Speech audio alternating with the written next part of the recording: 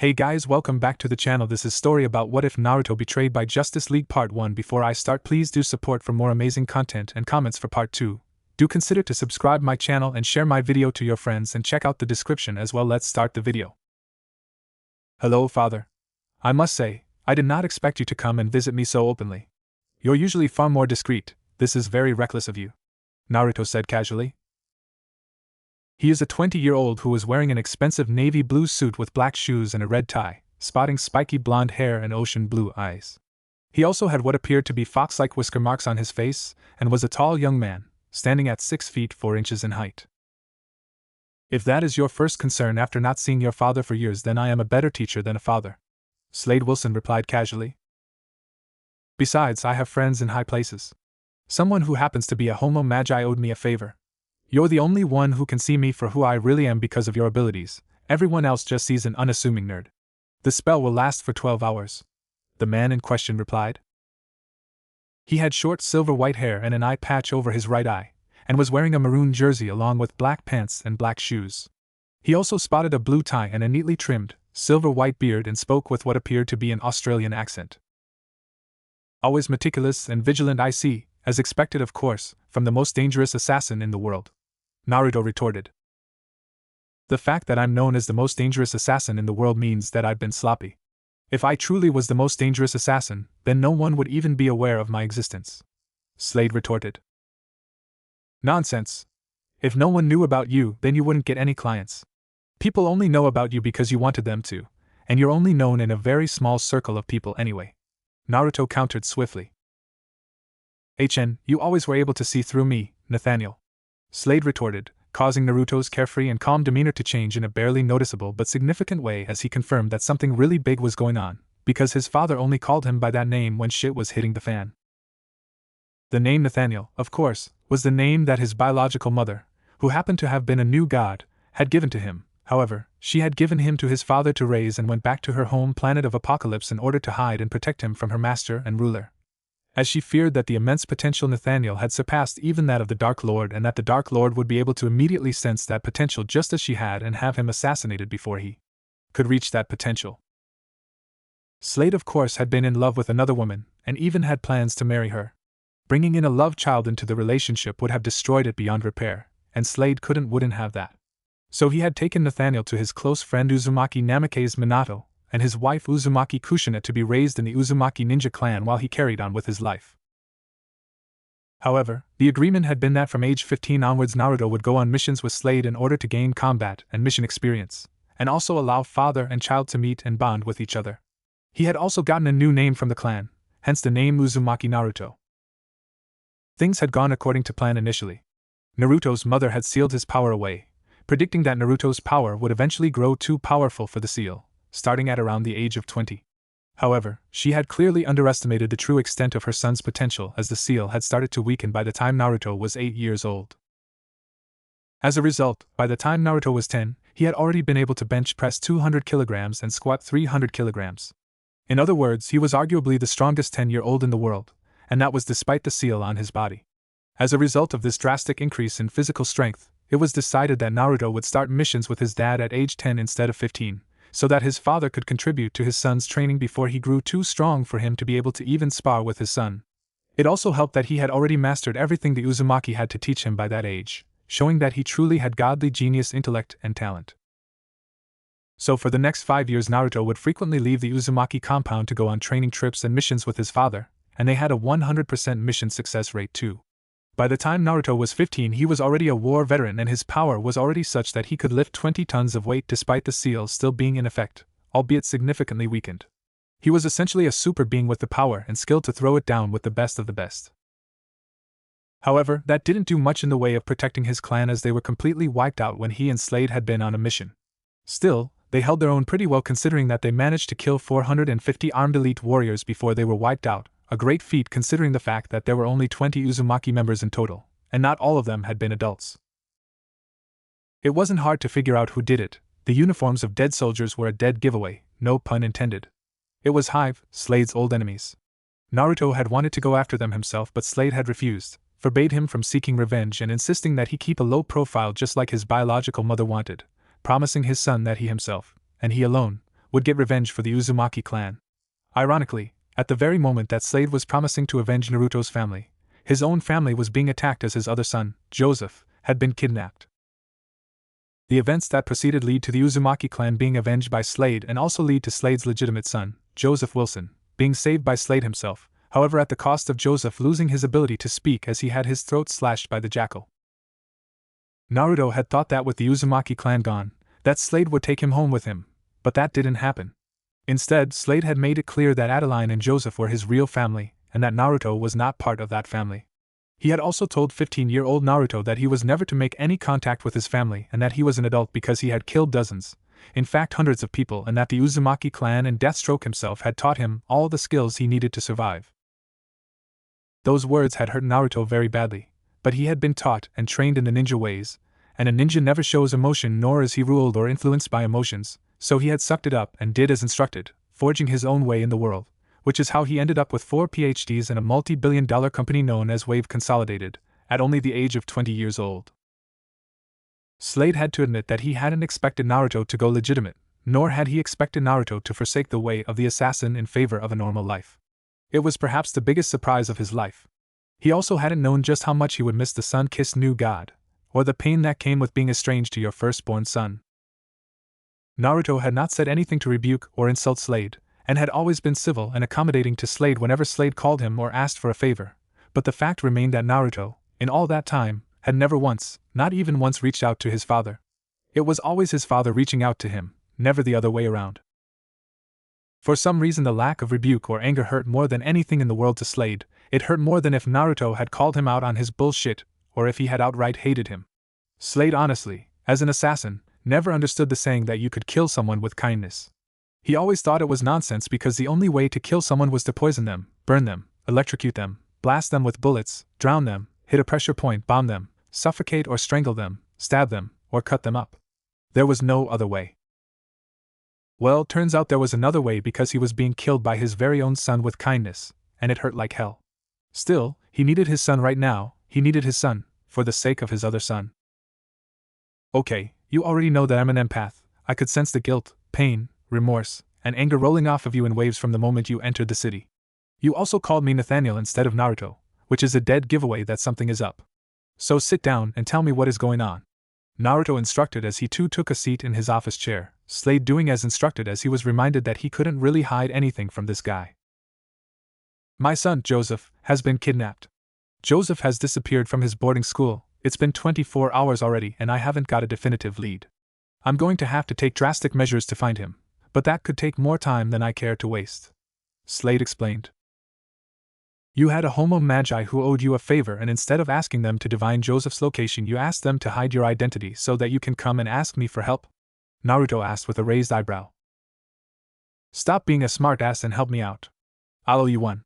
Slade retorted, Naruto rolling his eyes at Slade because to this day Slade hadn't paid any of his debts to him.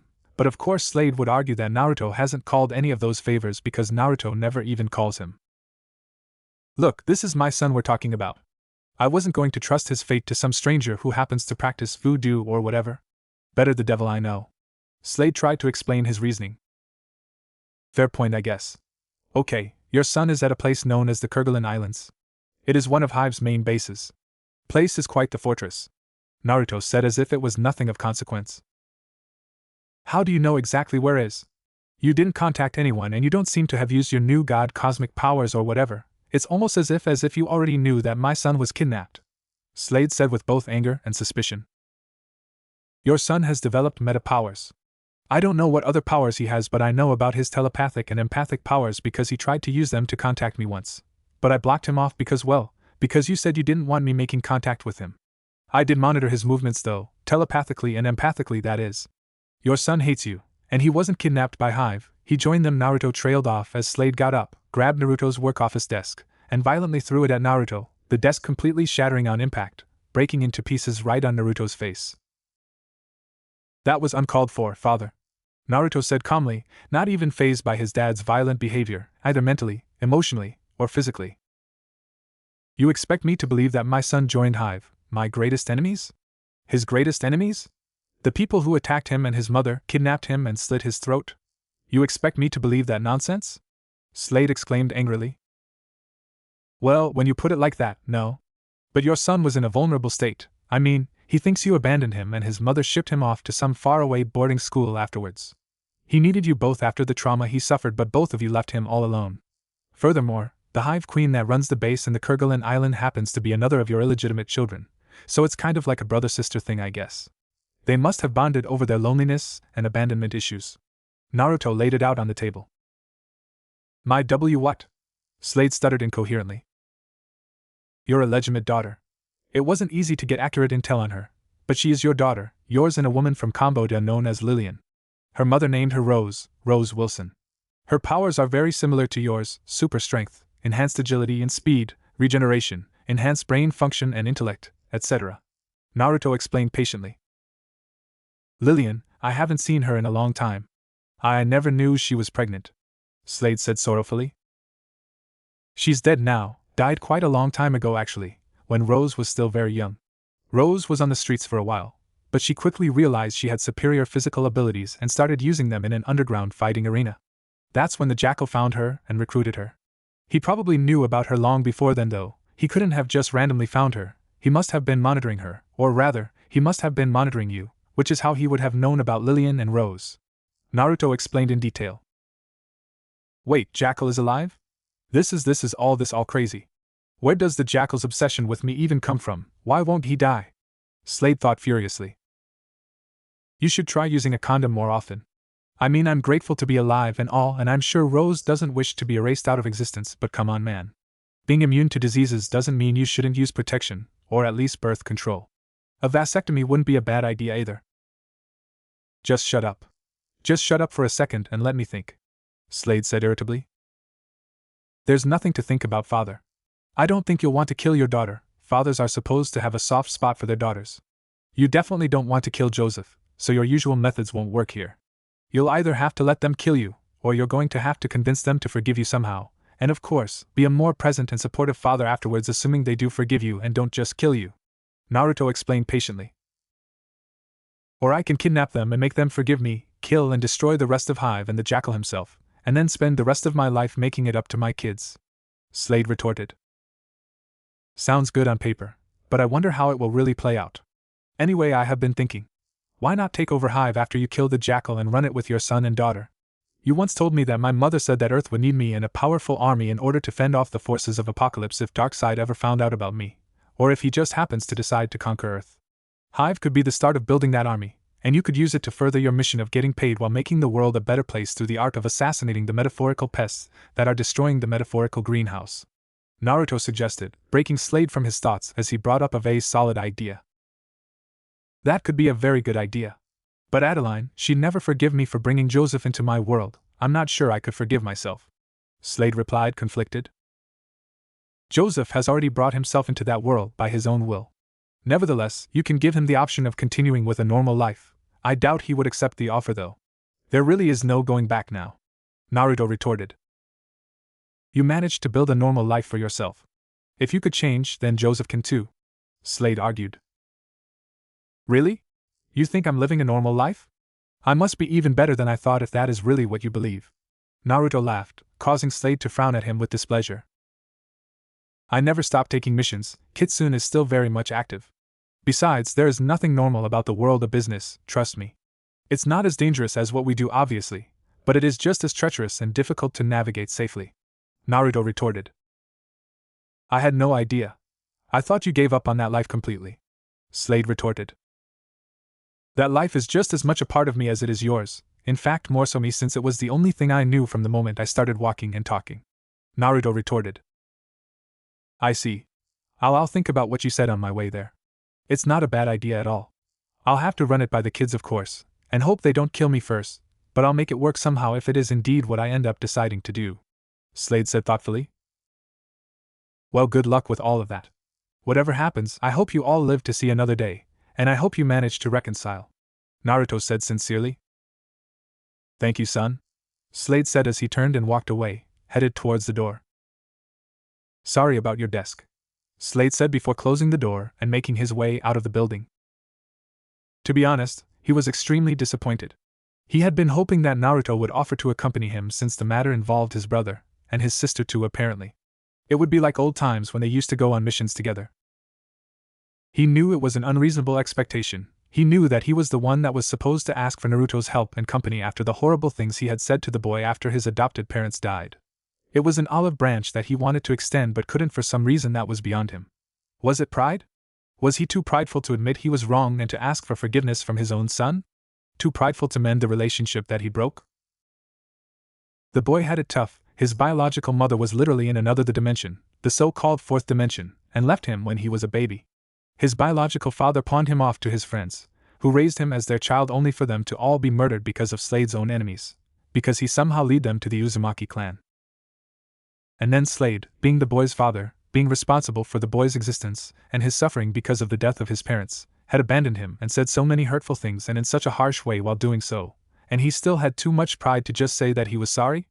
Adeline was right, there was something seriously wrong with him. And the boy, how could he have taken all that so well? How was it possible for him to be so well adjusted despite all of that? Granted, the boy was raised as a ninja and was taught to control and suppress his emotions at all times, but still, this was a little too much. Was it because of the divine genes that he had? Perhaps. Perhaps Slade was too close to the situation. Anyone else would have first noted the fact that the boy wasn't even human, he was literally a god.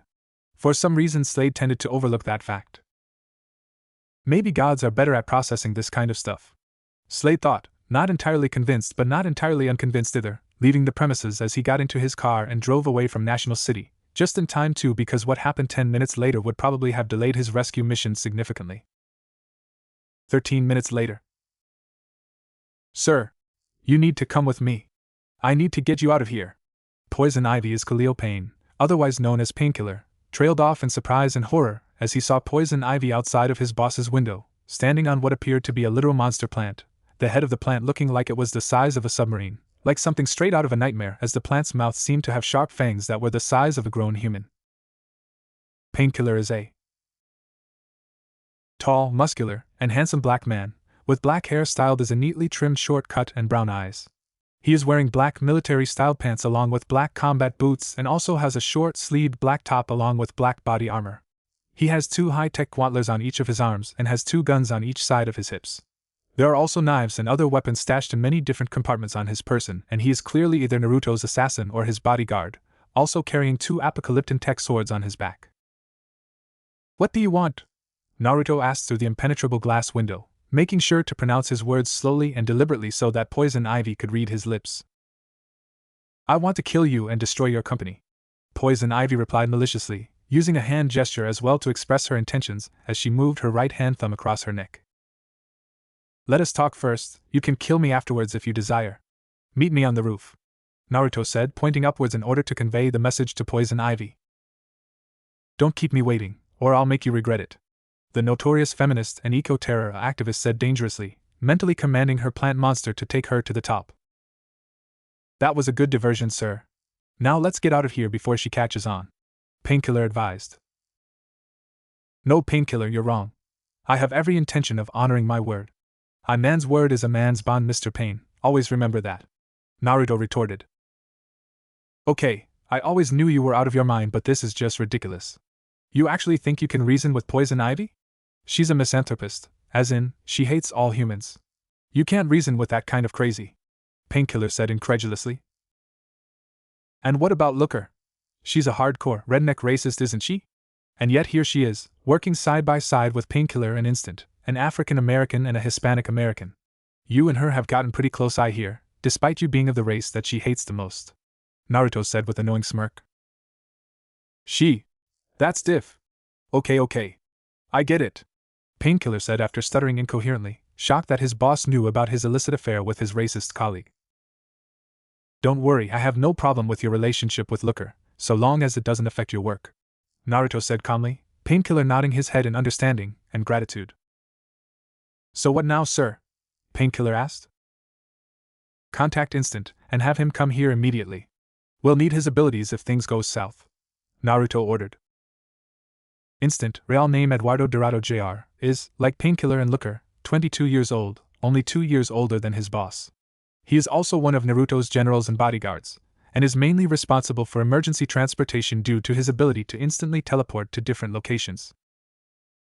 Naruto had been 16 when he met him, and Eduardo had been a troubled teenager who was addicted to drugs and started using his metahuman abilities to rob banks. Naruto had quickly tracked him down and subdued him.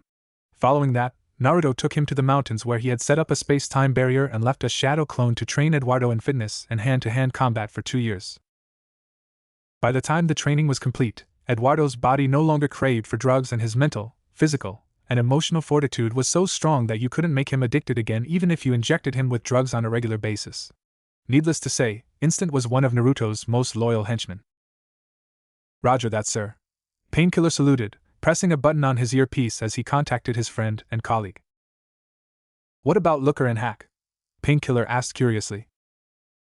"Have Looker and the Sage protect all the sensitive facilities in the building, and make sure that Hack continues to protect our digital mainframe," Naruto ordered. The Sage are basically normal humans, or rather, they are originally normal humans, homeless Caucasian people to be more exact. However, they now have powers such as super speed and super strength thanks to Looker's powers, her powers being the ability to produce a silver liquid metal that she can insert into people and use the substance not only to control those people, read their minds, and see through their eyes, but to give them abilities similar but lesser to those of herself, such as of course super speed and super strength. Naruto had insisted that she use homeless people, because well, most of them had no life. That didn't mean Naruto didn't value their human rights, because on the contrary he did. They were briefed, in detail about what would happen to them once she gave them the substance, and they all willingly volunteered, thereby granting Looker, and by extension, Naruto, an army of superhumans both for security purposes and for war if necessary. "What about Brainwave Jr. and Our Man Jr., sir?" Painkiller asked. "Poison Ivy is strong, but I don't think we'll be needing Brainwave and Our Man on this one. Leave them be. Oh, and stop calling them Junior, they don't like that," Naruto retorted.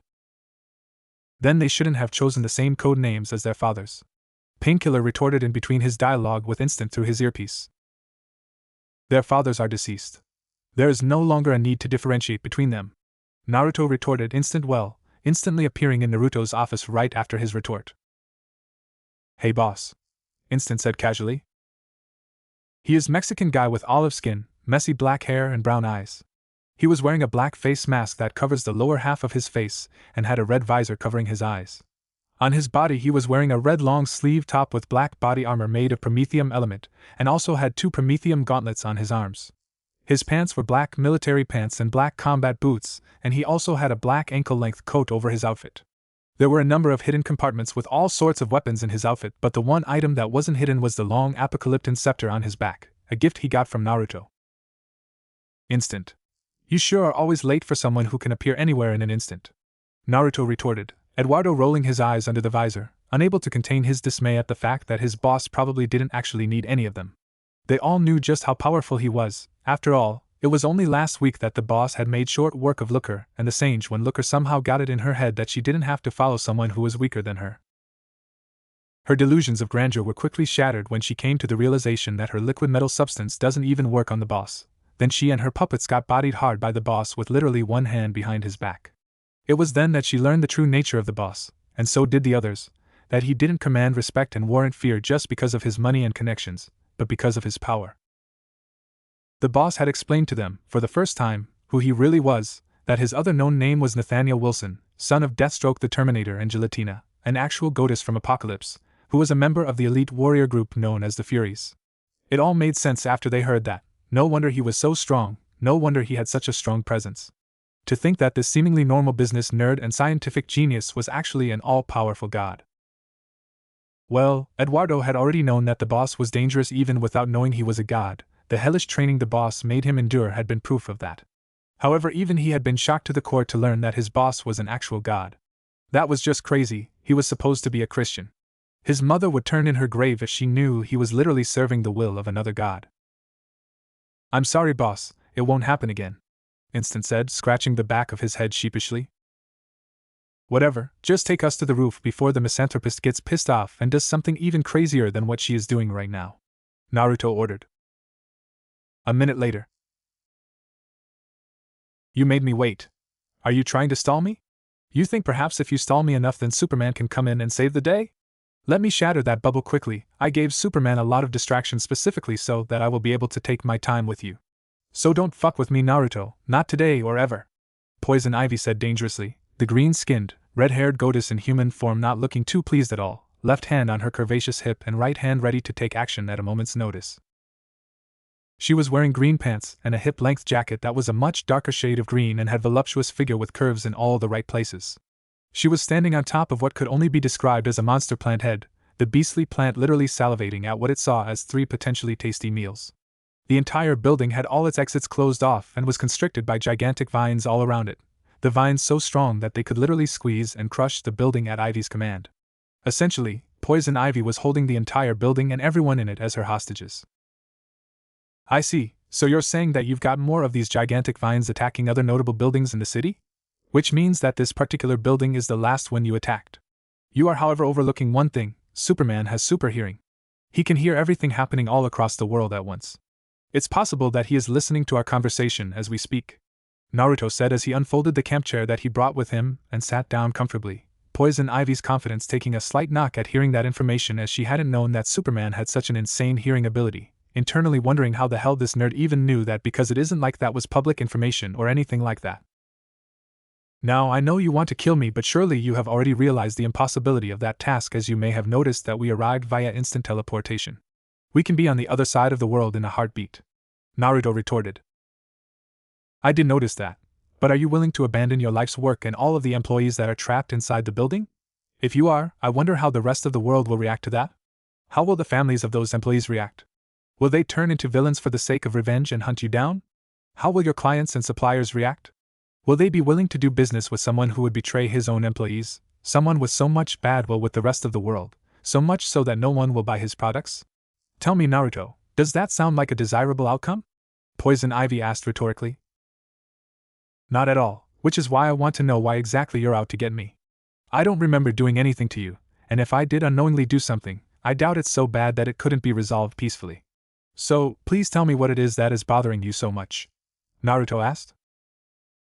We are here because you are a piece of shit pretender, acting like you're pro-clean energy, and that you're an eco-activist when you're really not, Poison Ivy said angrily. What? How am I not pro-clean energy? My entire company is built on the production of clean energy technology. As for being an eco-activist, I never pretended to be one. All I did was build the best technology in the world that happens to not release any harmful emissions, Naruto argued. That's precisely the problem. It's not enough. You're the richest and most famous person in the world, and that comes with a heavy amount of influence. You could literally decide who becomes the president of this country by endorsing and financing the campaign of anyone you want. You can similarly influence the business sector and get everyone on board with your clean energy initiative, but you don't. Instead, you are only interested in profiting off of the market gap that you exploited, Poison Ivy said furiously. So basically you're here to force me into becoming an eco-activist? Naruto asked incredulously. Or kill you or your entire roster of employees if you teleport away, the plant goddess said with a warning undertone. I think you're leaving out one other option, the one where we kill you instead, Painkiller said with a grave undertone. I dare you to try, Ivy said angrily. You're angry, and while you are indeed super intelligent, you're not thinking rationally right now. My man instant here can literally kill you in an instant. You wouldn't even know what happened until you were in the afterlife. Even if somehow your plants were fast enough to react, my other man here, Painkiller, is immune to all poisons and toxins and has enough skill, speed, and agility to close the gap between the two of you and kill you. I'm not saying there isn't a scenario where you could survive, but I don't think there is one where you could win, Naruto said gravely. Then you should know that my will extends far beyond my grave. Even if I die, my plants will execute the order to destroy this building and kill everyone in it, the green-skinned goddess retorted. In that case, I offer to you the position of PA and bodyguard, Naruto countered much to Ivy's shock. What? Ivy said incredulously. I'm offering you a job. Think about it, as my PA and bodyguard, I would be completely vulnerable to you. You could literally kill me anytime you want should you have that desire in the future. Meanwhile, you will have complete access to me and will be able to watch my every movement and criticize or advise wherever you feel you must. You can help me to do what you want and expect of me, and maybe in time I can tell you what my real plan is, Naruto proposed. Let me get this straight, I attacked you and threatened your entire life's work, and your response is to offer me a job? Poison Ivy asked, unable to get over the sheer incredulity of the situation. Of all the outcomes she expected from this encounter, this was not one of them. I would offer you a more prominent position, such as head of the art department, but that job is already taken. I would have to demote or fire someone in order to give you that job, and that wouldn't be fair, especially since the person holding the position right now is so good. Besides, I'm not sure the employees would be comfortable working so closely with a supervillain. Naruto retorted. You're out of your mind. Ivy deadpanned. Yeah, I agree with her. What the hell, man? Instant asked incredulously. Instant, you were a drug-addicted bank robber when I found you. Painkiller, you were a hitman for supervillain Tobias Whale when I found you. Looker was a racist, fascist supervillain with the goal of eliminating all non-whites in the world. How is an eco-terrorist and misanthropist so different to that? Naruto asked rhetorically, effectively shutting down any other protests from his bodyguards and friends. So, Pamela Isley, are you interested in my job proposition? Naruto asked eagerly. I'll give it a try. I mean, this is so weird. I came here to destroy you and now I'm going to work for you. Harley is gonna go nuts when she hears about this. She's gonna think I'm a Poison Ivy thought out loud. Harley? As in Harley Quinn? Of course, they are known associates. How close are they? Poison Ivy is crazy, but she's manageable crazy. Harley Quinn, on the other hand, is not someone I'm interested in, well, ever meeting her really or having anything to do with her. Naruto thought. This is a difficult decision. It would mean that I have to leave Gotham. I've never left Gotham, nor have I ever wanted to. I'll have to make new friends and find a new place to live and basically uproot my entire life. Pamela said anxiously, Naruto, Painkiller and Instant all wondering how the hell a misanthropist had friends in the first place. Think about it. I'll give you 7 days to consider it, upon which if you accept the job, you will have another 7 days to get your affairs in order. I'll expect you to start working 15 days from now. I expect great things from you, Pamela. Together, we could change the whole world as it is known. Naruto said confidently. You're an interesting person, far different from what I expected. Poison Ivy said with intrigue. Wish I could say I get that a lot, but I actually don't. I seldom interact with people outside of work. Nevertheless, Naruto trailed off as Supergirl arrived in the blink of an eye, a sonic boom to mark her arrival, and the speed with which she arrived. Oh shit! I gotta get out of. Wait. I believe we can resolve this issue amicably. Naruto said quickly, stopping Poison Ivy from escalating the situation. Supergirl, it is a surprise to see you here. I was under the impression that your jurisdiction was National City. Did you get lost or something? Naruto asked with genuine curiosity, which made it even funnier to Painkiller, Instant, and even Poison Ivy as they all chuckled at Supergirl's expense. You think this is funny? People have been hurt, innocent people, all because of this criminal. Supergirl said indignantly, suppressing the urge to use the word lunatic. I understand your ire, it is not unwarranted. However, I couldn't help but notice you said hurt and not dead. Does that mean that all of the victims are alive? Naruto asked curiously, wanting to make sure that he kept Supergirl talking because the more she talked the less she was inclined to attack anyone, which is something they definitely did not want. You think that makes it better? Those people have the right to their bodily integrity and to feel safe at all times. Poison Ivy has no right to take that away from them. Supergirl argued with righteous indignation. I agree, which is why I have convinced Poison Ivy to make an honest living like everyone else. I have convinced her to take a job as my PA and bodyguard. She has agreed to use the proper channels in order to achieve her desired outcomes. I have the financial and intellectual means to make her dreams come true in a proper way, without endangering the lives of the innocent. I have taken a leap of faith in her, and I would ask you to do the same. As compensation, I will pay for all the damages she has caused today and will pay the full medical bills of everyone who was hurt today by her actions. Naruto countered. Are you insane? You expect me to put my trust in her? If I let her go and she ends up killing innocent people, those people will have died because of me, because I wasn't willing to do the right thing. Supergirl retorted. And here I thought the S symbol on your chest stood for hope. Are you saying you have lost all hope in Poison Ivy's ability to change and do good for others and herself? Are you saying you have lost hope that she can lead a healthy, productive life? And if you haven't lost all hope in her, then why are you not willing to help her make the necessary transition to become a productive member of society? Why are you standing in her way? Do you really think Arkham Asylum is going to help her? Who has reformed after going there? Who has reformed after going to Belle Reve? Naruto asked rhetorically. Fine. I'll let the authorities know what I have decided, but if they decide to come after Poison Ivy anyway, then I will have no choice but to apprehend her in order to prevent casualties. I do not know what you see in her, but if things go south then I will hold you responsible. Also, if my cousin comes back from outer space and decides to apprehend Poison Ivy, the matter will be beyond my hands. Do you understand? Supergirl asked with authority that she had no idea how little she actually had. Perfectly. Thank you for your cooperation, Supergirl. You might just be on your way to becoming an even greater hero than Superman. At the very least, you have earned my respect, selfish as that may be to say in light of the situation. Naruto retorted. Well, you do not have mine. I do not give my respect so easily. You'll have to earn it. Supergirl replied defiantly. Noted. Now, Pam, I'm going to need you to call off your plant friends. Our deal with Supergirl does not have a leg to stand on unless you call off your friends.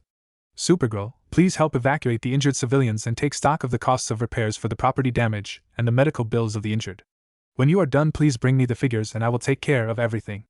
Naruto said, his voice carrying so much authority and purpose that both Supergirl and Poison Ivy felt compelled to obey, the two powerful women in their own right doing as ordered despite their dislike for taking orders from others.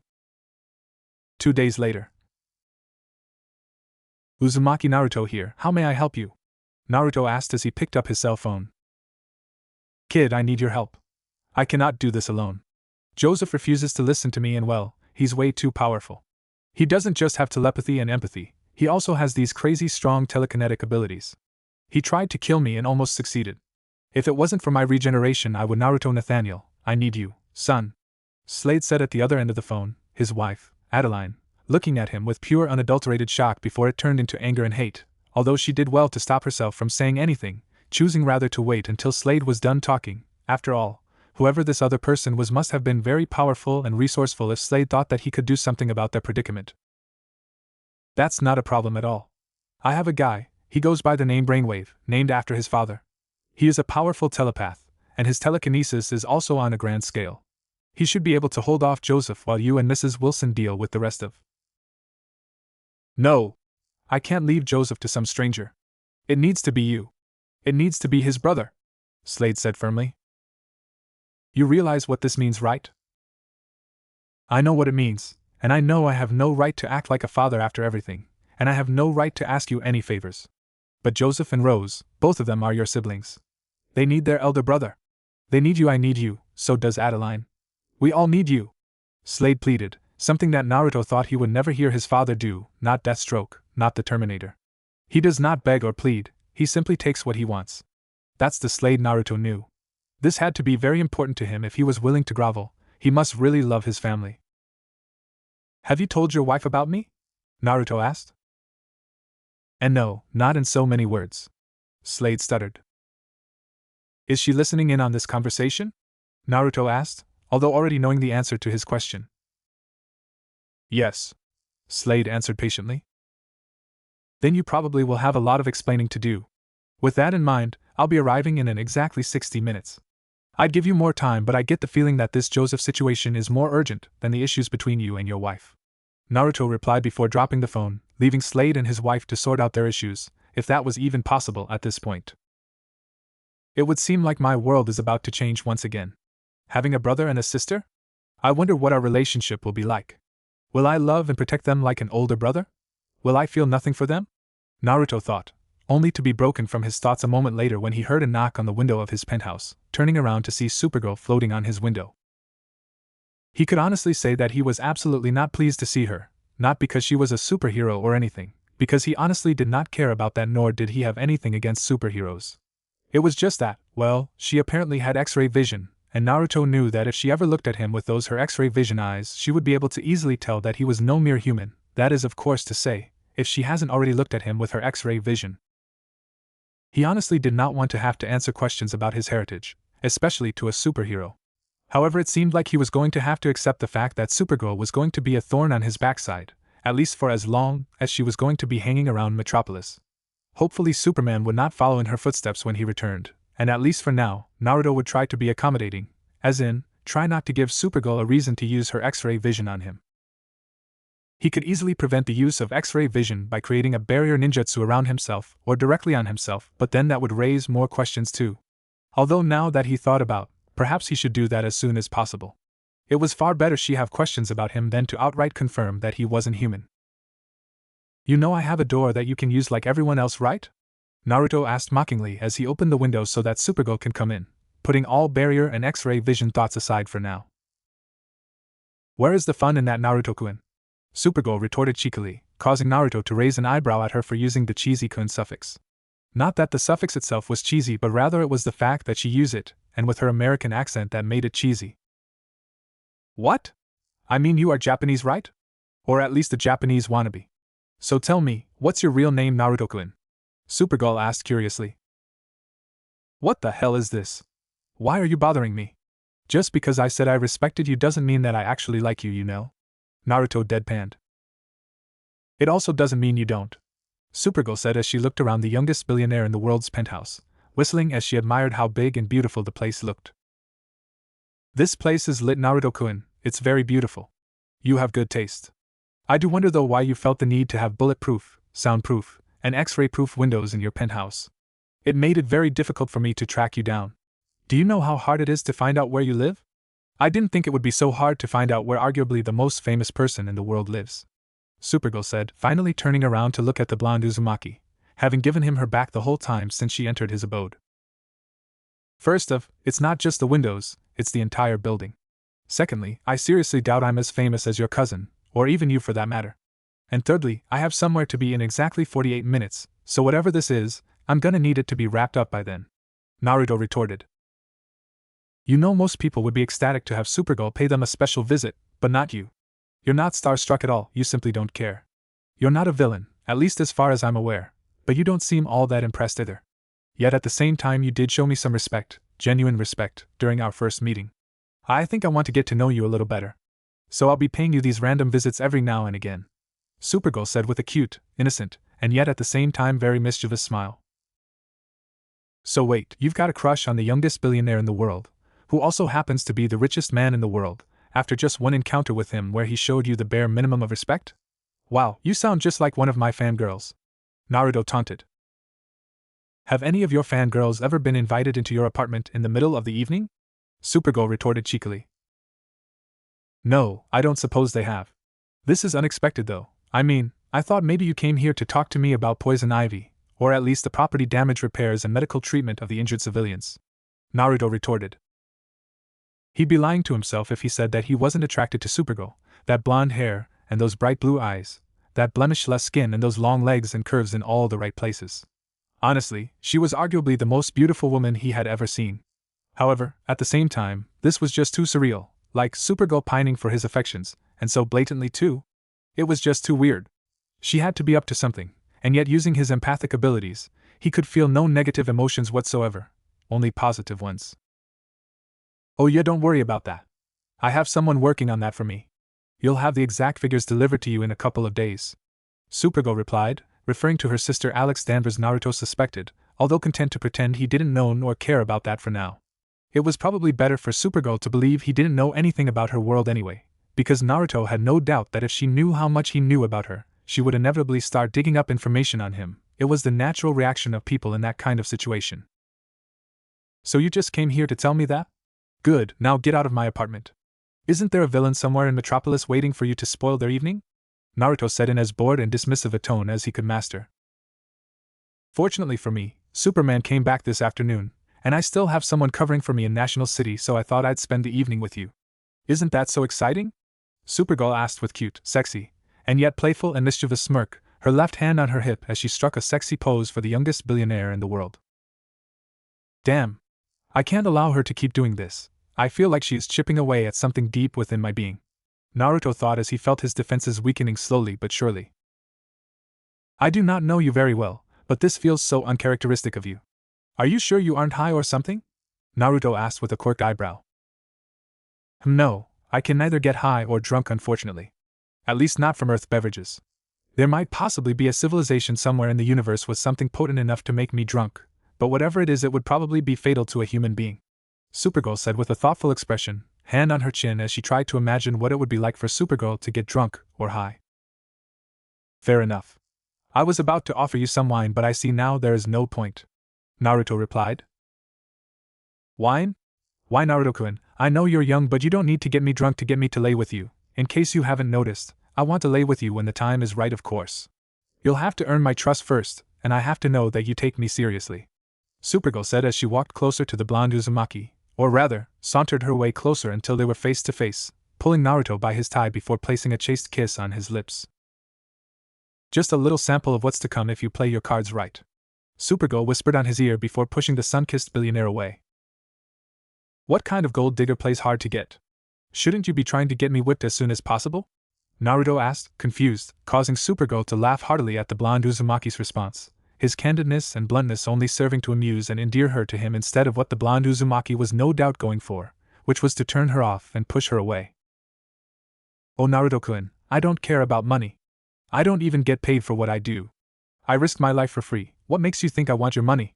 Supergirl asked incredulously. Tell you what, if it ever gets that far, we can sign a prenup. How does that sound?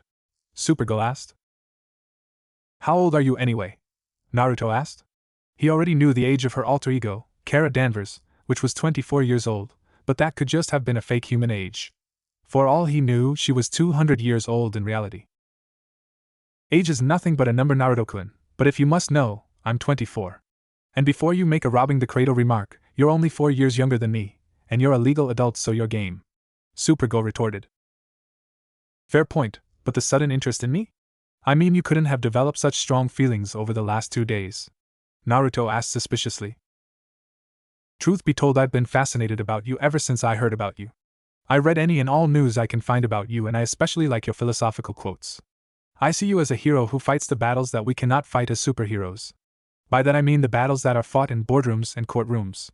Superman inspired me to be a hero, but you inspired me to stay a hero and to seek all knowledge and wisdom that can help me become a better hero, Kara said with a glowing smile. You have no idea how wonderful it was for me to find out that my impression of who you are was only an understatement, that you were even greater than I imagined. I mean, the way you helped Poison Ivy the other day, the way you handled the whole situation, I think that was the final straw. I knew since then that I absolutely wanted you, that I wanted to make you mine. I understand that you do not have to accept my advances, but you should also know that I do not give up easily, Supergirl said with determination. It seems like you're not going to be leaving any time soon, so we might as well order in and dine together. Make yourself at home. I'll be back, just need the bathroom for a minute, Naruto said as he went towards his bathroom, Kara shamelessly eyeing him top to bottom as he went past her, Naruto doing well to pretend that he didn't notice at all, the girl of steel enjoying a silent squeal of joy to herself when the blonde Uzumaki was out of sight. She realized that his response was not one most people would consider to be good, but Kara was far more observant than most. Fact of the matter was that, unlike earlier, he didn't ridicule her for expressing her deepest emotions and desires, and he didn't try to get her to leave like he did earlier. Instead, he was offering dinner and his company for the rest of the evening, and even told her to make herself feel at home. He was very subtle in his approach, but Kara was also a very caring and sensitive person on top of being naturally observant because of both her superhero and reporter career. More often than not, she had to read and predict what a villain's next move might be, or discern what made them tick and what their motivations were. So for her, it was rather easily to decipher the meaning behind people's words and actions. I can't tell if Supergirl is a total slut or just has it bad for me, Naruto thought with a mental sigh. Well, anyway, time reveals all truths, so I guess I'll have to ride it out and see what happens. I'll have to leave a shadow clone and teleport away though. Even if she uses her X-ray vision, every room is X-ray vision proof. She won't know that I replaced myself with a shadow clone, Naruto reasoned.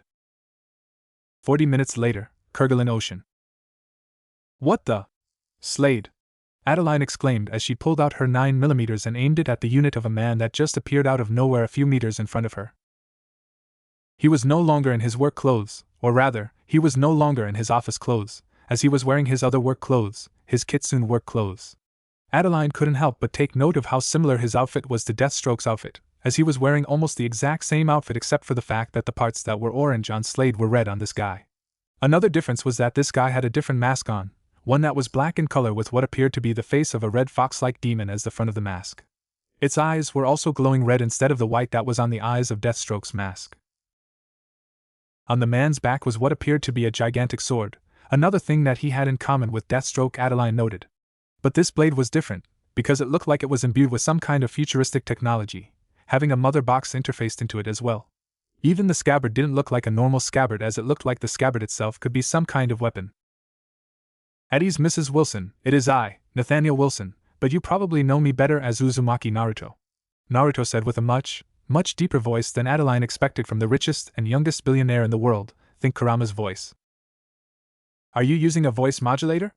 Adeline asked warily, Unimaginably shaken by how inhuman the voice coming from this man sounded, Adeline refusing to lower her weapon as a result. Heck, even if he hadn't spoken she would have still refused, because given this man's size, physique, and fitness condition, and his presumed combat skill level, which Deathstroke said was superior to even his own, then she had no doubt that she would lose badly if they engaged in unarmed combat.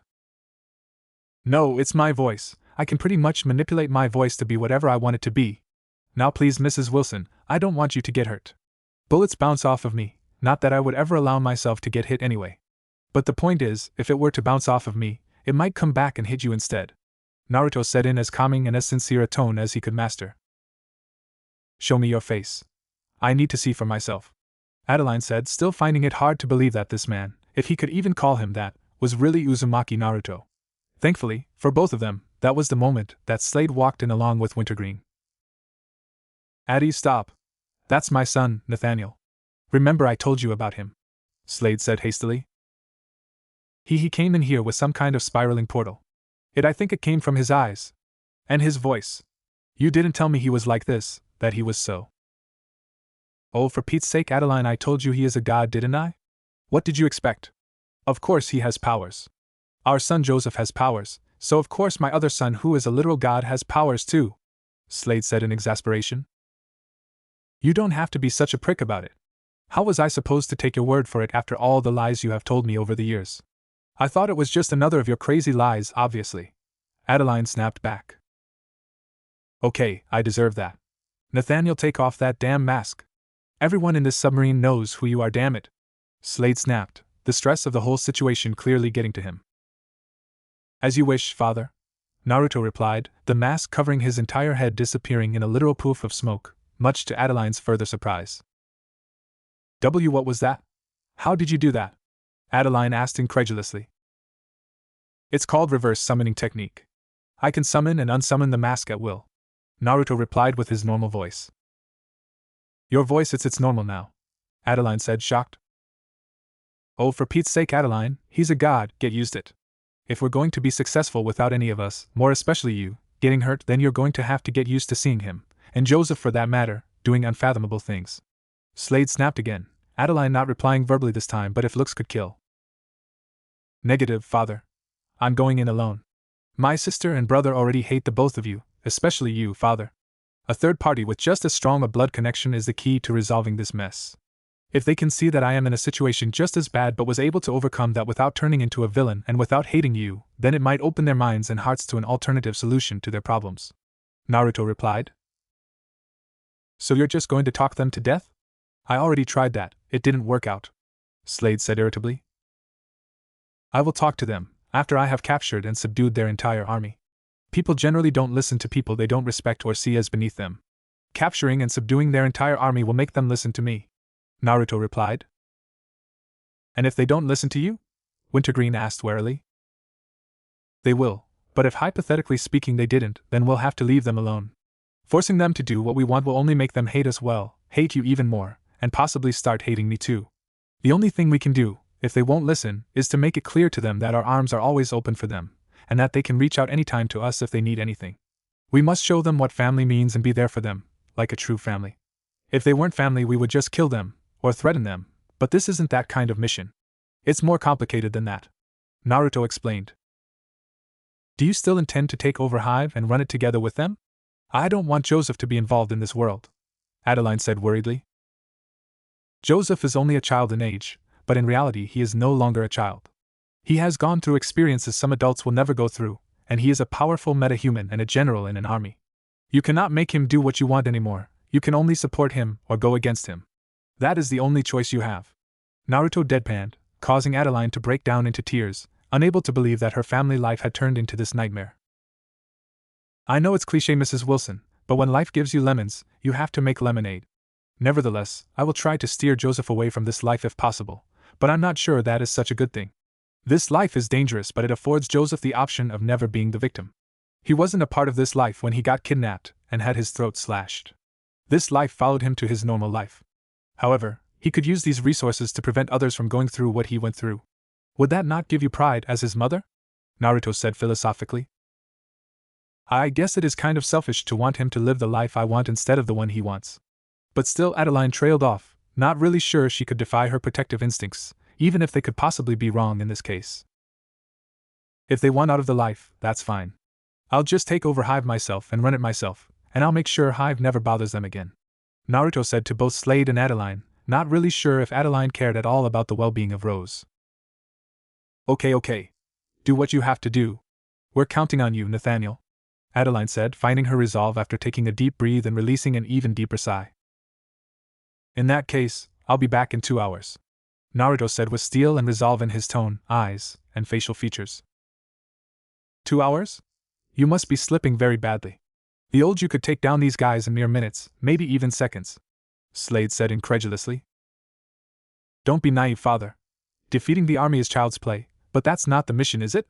Unless you think I can convince Joseph and Rose to be on our side in mere seconds, Naruto retorted, causing Slade to frown in displeasure, as once again his lack of humanity was thrown in his face, by someone who wasn't even a human worst of all. I'll be back, Naruto sighed as his mask poofed into existence before he disappeared into another spiraling portal. God, I don't think I'll ever get used to that, Wintergreen said as he released a breath he didn't even know he was holding. Thank you, Wintergreen. Finally someone normal who can understand how terrifying that thing that a person is. Adeline stuttered at the end, Slade giving her a scathing look for referring to his son as a thing, although Adeline felt like she wasn't entirely unjustified because there was no way something so terrifying could possibly be human. She didn't even understand how his work colleagues could mistake him for a human. Didn't they sense the immeasurably sinister and dangerous energy that thing was radiating? Clash of the Wilsons. You did the right thing, Joseph. Our father, he was a scourge. Everyone has an inner battle between good and evil. I think he did consciously try to be good, but he just isn't good, period. His nature is to be bad and he ended up hurting innocent people through his actions even when he was trying to be good. Putting him down was the right thing to do, Rose said, speaking to her brother through the mental communication link that Joseph opened up for them to be able to communicate in secret. To the outside world it looked like just an ordinary brother and sister moment, tired little brother laying down on sister's lap while she caresses his hair lovingly, providing comfort to the younger, frightened sibling, and for the most part it was true. However, it wasn't the full story, because between the loving caresses and the obvious bond between the two siblings, there was also a lot of diabolical scheming as they plotted against their so-called surrogate father, the Jackal.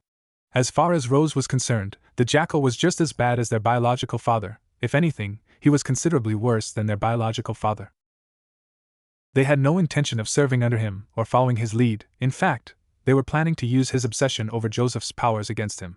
How ironic, and how fitting that he was destined to perish at the hands of the weapon he went to such great lengths to cultivate. I know, sister, I know. It just takes some getting used to, using my powers, killing people, killing my own father. It's not something I can get over in a single day, Joseph replied. Honestly, if anyone, literally anyone else had asked him to do the things that he had done for his sister, he would have flat out refused. In fact, he probably wouldn't have been able to do any of those things even if he tried to, even if he wanted to.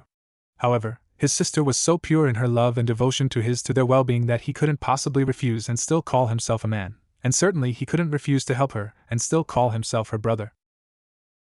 That was the benefit of them sharing a mental link. There were no secrets between them, no deception, no trickery. Everything they did for each other was done out of pure love, devotion, and loyalty. This was by far the strongest and purest bond he had ever shared with anyone, greater than the one he had with his father for sure, and even the bond he shared with the woman that gave birth to him. Sometimes he wondered if he would have shared the same bond with his other sibling. He had tried to contact them like he did his sister, but before he could even identify them or even discern their exact location, he had been aggressively rejected, something that he didn't even know was possible as, to this day, no one else had been able to resist his telepathy. Sometimes he could feel their presence, like they were watching over him or somehow present with him. Joseph liked to think that they were watching over and protecting him, but he couldn't rely on such a fantasy. It was possible that the person was not as kind and loving as Rose, that they were just as bad as their father.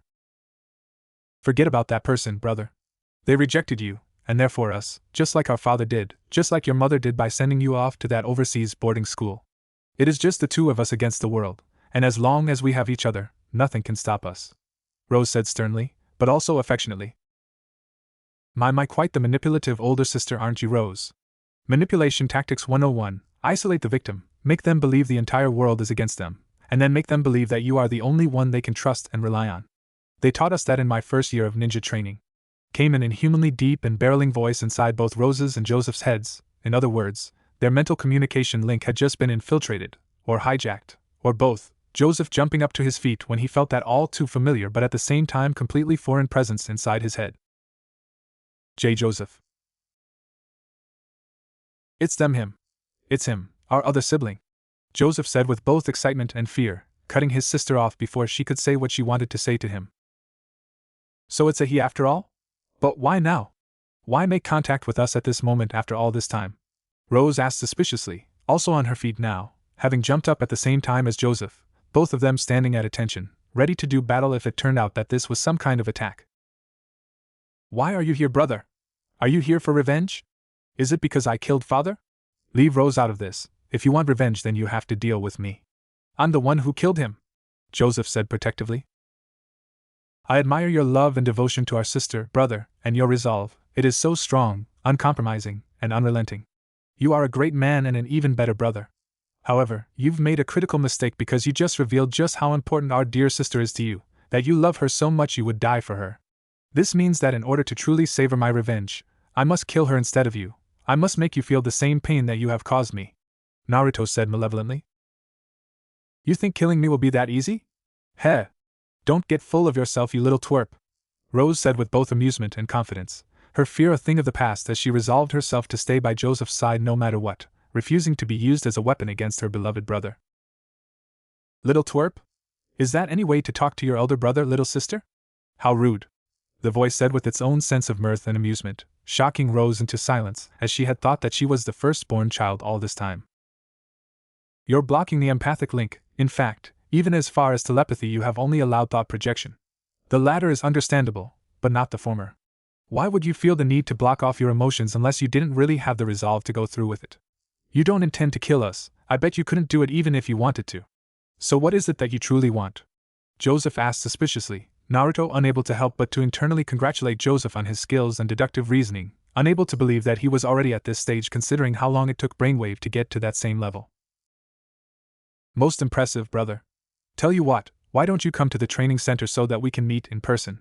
I have a little surprise for you, Naruto said gravely. I can't access the camera systems. He has hacked into everything. How?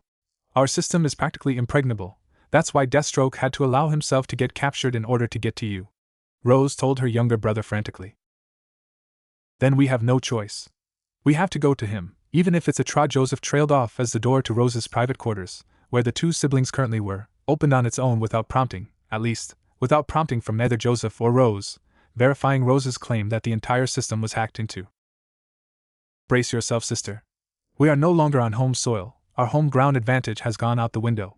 It is the same as if we are in enemy territory now, Joseph said as he steeled his resolve, Rose marveling at Joseph's strength as she didn't think he was at this level yet. Or maybe he was just rising to the occasion. Nevertheless, whatever the reason, she was eternally grateful to have her brother by her side. Okay, let's go, Rose replied as the two of them exited the room, but not before Rose fully armed herself and prepared herself for war. The walk to the training facility was surprisingly peaceful, and suspiciously devoid of any human contact. Rose didn't want to believe it, but it was pretty clear that the entire base had been cleared out, and it just didn't make any sense to her because how could their entire army of soldiers have been defeated, and more significantly, how could they have been defeated without mounting any form of resistance, as there were no signs of battle at all? Could it be that they had been betrayed? But how? How was it possible that their entire army were traitors? Stop worrying about all of that and focus on what's ahead. Our brother seems to have similar powers to me, so it's possible that he controlled them and made them go away. I doubt they went far though, they probably are still close by. He was able to block me from accessing his mind, so it's possible that he can block me from accessing other people's minds as well, which is probably why I cannot detect the others, Joseph said tensely. I see, but why are you talking out loud? It's not like he cannot hear our thoughts just because we're talking out loud, is it? Rose asked confusedly. He cannot, or isn't trying to. If it is the former, then it's probably because he basically hacked into a link that I was actively using and maintaining for us to communicate, and now that I have shut it down, he has no access to us. Theoretically, he would have to create his own link with us, which is not easy when I'm also actively blocking any form of interference, Joseph explained. And if it's the latter? If he simply isn't trying to access our minds anymore, what does that mean exactly? Rose asked with both curiosity and wariness, learning a few things that she didn't even realize she needed to know about Joseph's powers. It could mean a couple of things, but most likely, considering his demeanor, the level of experience, power that he seems to have, and the amount of planning he has put into this, I would say that he simply isn't trying to access our minds anymore because he simply doesn't believe he has to. Joseph replied. In other words, he doesn't see us as a threat? I mean, does he really think he is that smart and that powerful that he feels he can simply not use such an advantageous ability and still beat us? He is underestimating us, which means that he really isn't as smart as he thinks he is, Rose said with righteous indignity. Well, whatever the case may be, we're about to find out. I'll go in first. No! Let me go in first. I'm the one with super healing, Rose whispered harshly. I can protect myself with my telekines. Joseph trailed off as the door to the training room opened. Shit! He knows we're here, Rose whispered as she pulled out a twin pair of dual ballers, each one of the siblings quickly taking positions on opposite sides of the heavy metal sliding door. The silence was deafening as both Rose and Joseph tried to control their breathing, both of them trying to steel their resolve for what was to come, wondering what sort of devious and horrific traps their vengeful brother had set up for them, but neither of them willing to back down or abandon their base, their pride refusing to allow them to take the coward's way out, and of course, their curiosity also getting the better of them as they wanted to meet and see exactly what kind of person their brother was. Seriously? Do you know how long I have been waiting to meet you guys? Practically my whole life. How long are you going to make me wait? Naruto bellowed, the deep and inhuman voice of their brother making both Rose and Joseph question their own sanity for going through with their plan, or rather, lack of one. There are no traps and no ambushes waiting for you. I just want to talk. Hijacking your telepathic communication link, hacking your digital mainframe, capturing and subduing your entire army in minutes, without you even taking notice until it was too late. None of that means anything, it was just a show of power and ability so that I can have your respect. Now that I have it, I believe we can have a nice conversation as equals. So come out and let us talk. Naruto said patiently, Rose and Joseph looking at each other's eyes meaningfully, as if having a mental conversation, which ironically is something they could be actually doing, before both nodding at the same time as they both came to an agreement. Fine. We're coming out, Joseph said with his eyes glowing blue, his body also covered by a blue glow as he got ready to use his telekinetic powers at a moment's notice in case this turned out to be a trap, the two siblings walking out almost nonchalantly as they looked all around the training room only to find, much to their surprise, that there really weren't any traps or ambushes whatsoever, just a guy standing at the center of the training center. A very big and scary-looking guy at that, especially with that demonic-looking mask. No surprise there considering that his voice really sounded completely inhuman. A mask? Oh great. Guess you really are your father's son. I mean, it's pathetic that you would go to such great lengths to imitate that, Rose said with disgust. Tell you what, why don't you imitate his deceased state of existence and just die? Rose said as she quickly pulled out her guns again and started firing rapidly at her alleged brother. Rose, no! Joseph exclaimed, shocked to the core at his sister's reckless actions. He probably could have stopped the bullets with his telekinesis, but he was completely caught off guard and too shocked, never having expected his sister to act so hastily. Besides, stopping her bullets could place her at a disadvantage if their brother replied with his own lethal force, so even if he had been aware enough to react, he probably wouldn't have. However, fortunately, or unfortunately, depending on whether their brother would retaliate with lethal force or not, the unfathomable happened, as both Rose and Joseph watched, in both shock and fascination, as their brother's upper body looked like it had split into many copies of itself. Which wasn't the case at all, as what was actually happening was that he was dodging the bullets so fast that it looked like his upper body was everywhere at once, Rose completely emptying her cylinders. Without even landing one shot, the multiple after images of their brother finally converging into one again as he returned to his original posture. Joseph, fearful of their brother's fury, and more specifically, for Rose's life, decided he needed to quickly subdue his brother before the situation escalated any further, stretching out his hand and using telekinesis to quickly pull his brother head first towards the left wall so that he can knock him out. However, much to his and his sister's surprise, their elder brother was somehow able to stop himself just before his head made contact with the wall, pulling himself back to his original position despite Joseph's efforts as he completely defied and overpowered Joseph's telekinetic powers. Why you have telekinesis as well? Just how many powers do you have? Joseph asked, breathing heavily as he tried to buy time with conversation, having used up a lot of his strength while trying to overpower his brother. Telekinesis? I wish.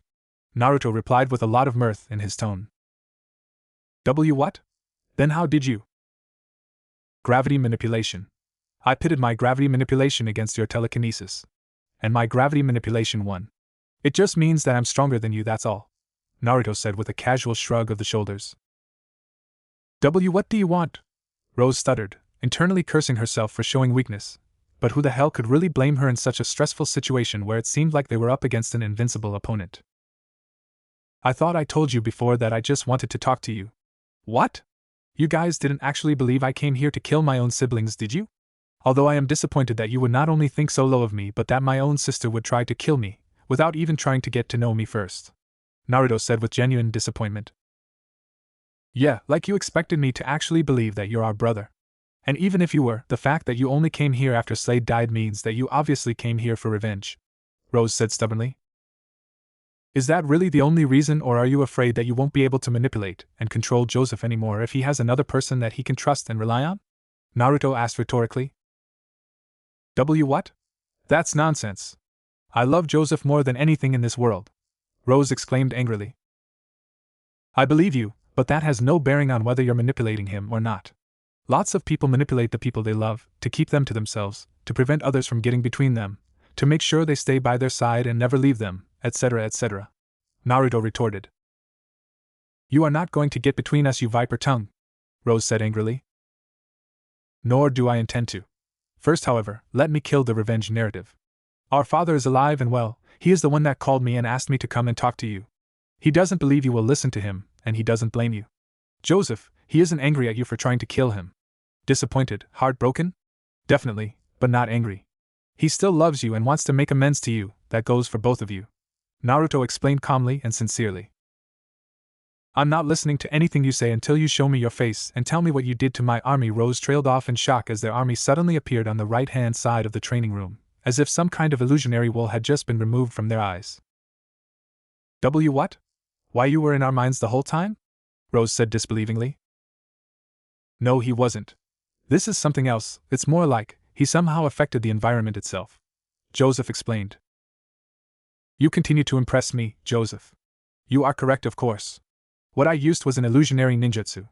Unlike telepathy, it doesn't require me to make contact with the mind of another, but rather for my power to make contact with the environment itself to make it look like something that it isn't, Naruto explained. Will I also be able to do something like this? Joseph asked with intrigue.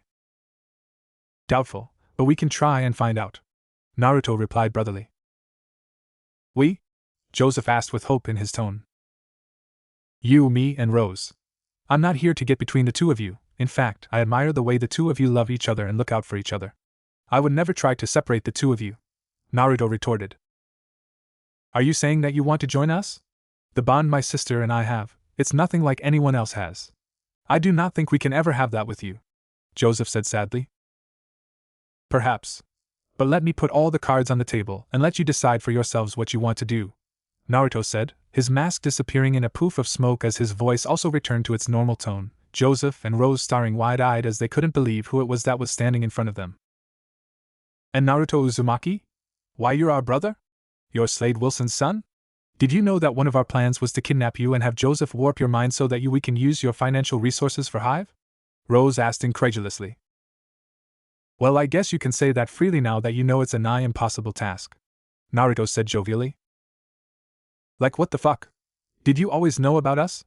Why did you let us suffer like we did when you could have done something about it? Rose said angrily, seemingly trapped in a perpetual state of anger ever since their elder brother came into their lives. It is not that I did not want to, but rather that I couldn't. It would be much quicker and easier if I showed you rather than explained. If you would allow me, I can share my entire life with you telepathically. It should give you much better perspective than if I just told you, Naruto offered, Rose looking at Joseph to hear what he had to say, seeing as he was the expert in all things telepathy. It's okay, I'll make sure he doesn't do anything to alter our minds. But first, he has to tell us what he did to our men. Why are they just standing there like that? And why can't I feel their minds? Joseph asked warily. I put a stasis seal on each one of them. They are basically frozen in time until I either remove the seal or deactivate it, Naruto explained. A stasis what? How many powers do you have exactly? Rose asked incredulously. Technically I have one power. It is a cosmic force that I have dubbed the Chakra Force. Through training and imagination, I can use this force to create a limitless variety of effects. My only limitation is my imagination and determination. The training is also quite harsh. Naruto explained. I hear you talking, but you're making no sense. I mean, I sort of get it, but that comes with a million different questions. Your only limitation is your imagination? Are you some kind of god or something? Rose said incredulously, causing Naruto to laugh amusedly at that insinuation, especially because it couldn't be any more accurate. What are you laughing at? Rose asked defensively. I am laughing at the irony of you saying that without realizing how close you are to the truth.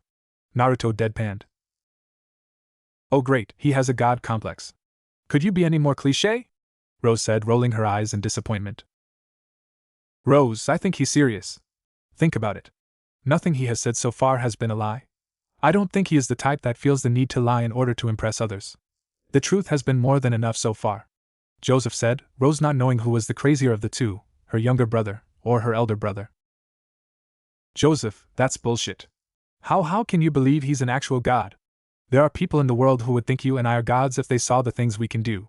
Just because he is more powerful than us allegedly, doesn't mean that he is a god, Rose said stubbornly. There is only one way to find out for sure, Joseph said with steel in his eyes, surprising Rose with how much Joseph was actually willing to allow this guy that they just met to fiddle with their minds. Fine, whatever. Just get it over and done with already, Rose said, causing Joseph to smile with gratitude and joy, a smile that melted his sister's heart as she realized how hard it was to say no to him. 5 minutes later. Now I see where you get the sun-kissed blonde hair and the brilliant blue eyes from. Your mother, she really was beautiful, Rose said in awe, having just seen all of Naruto's memories from when he was still a baby up until now, Naruto leaving absolutely nothing at all out of the memories shared, sharing absolutely every moment with his siblings, Rose feeling like he went a little too overboard, like, couldn't he have at least kept his sexcapades to himself? Still, he was right. Experiencing all of his memories gave them a much deeper understanding of him as a person, as a god, and also about his motivations. They now knew without a shadow of doubt that he meant them no harm and that he had their best interests at heart.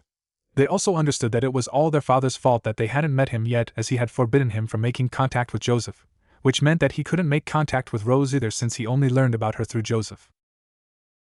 Rose could honestly say she now felt like she had known him all her life, knowing his memories and experiences as if she lived them herself, and knowing and understanding his thought process and his plans. It all made her feel so much closer to him. The only issue she had was his willingness to overlook what their father did to him, to them. She understood that he was a ninja and that he was also a god, therefore the way he processed emotions was different to them, but still, how could he not be angry? How could he not hate that man with all his guts? Sure, he had actually spent a lot of time with him, but most of that time was just training and killing people. They never actually did hang out like father and son. No, she couldn't allow it. Not like this. Okay, maybe they made Slade pay a bit by tricking him and then almost killing him. Maybe deep down, she was relieved to learn that he was still alive and that he cared about them as his children. But no, she couldn't just allow him to take over their lives like that. They needed to keep their autonomy, and he needed to earn their forgiveness.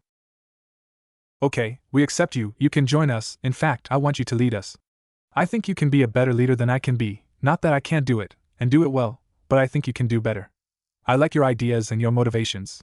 I believe you are what Hive truly needs, what we truly need. But those are our conditions, you lead Hive, not Slade, not Adeline, you. Joseph and I will be your partners, Rose said with conviction, Joseph understanding what his sister was thinking without even needing her to explain or needing to read her mind, although still surprised she was actually able to swallow her pride enough to say all of that out loud. What about father then? I somehow doubt he is the following orders type, Naruto retorted. He can earn our forgiveness by hunting down and killing the jackal. Only when he brings his head to us will he have earned our forgiveness. Following that, he can continue with whatever it is that he was doing before now. If he wants to be part of Hive, then he will have to submit to your authority.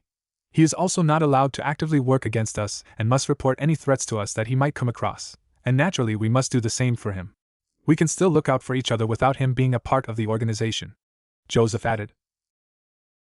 So he will be a close associate of the organization but not exactly a member? Naruto asked rhetorically. Yes, that goes for Adeline too. Those are our conditions, and they are not negotiable, Rose said with finality. Sounds good to me. I would have preferred to get the jackal myself, but I understand why you want to do things this way. Your conditions are acceptable, and I would be honored to be your partner. May Hive, under our leadership and guidance, bring light to the world from the shadows. Naruto said with a confident smirk. Good, now, Joseph, it's time for us to share our memories and thoughts with him. This will seal our bond as the Wilson siblings. May our bond hold firm and never shatter, not in this life or the next. Rose declared as Joseph blasted Naruto with his and Rose's memories, emotions, and thoughts, effectively sealing the bond between the children of the most dangerous assassin in the world. 2.5 hours later, back at the submarine. It's done, Naruto said as he appeared out of a swirling vortex. He preferred to use his own space-time techniques instead of a boom tube due to the fact that he didn't want to give Darkseid even the remote possibility of tracking him down. He knew that one day he might have to fight him anyway, but if it could be avoided, then he would rather not. He could have used his mother box to contact his mother, to finally see her again, as a fully conscious being instead of as a baby such as the last time he saw her, but he also didn't want to put her in an awkward and most of all dangerous situation, because he had no doubt the Dark Lord would make her suffer greatly if he found out that she hid him from the Dark Lord, maybe even kill her. Still, he felt like much of the void at the center of his being was filled now that he was mentally, emotionally, and spiritually bonded to his siblings.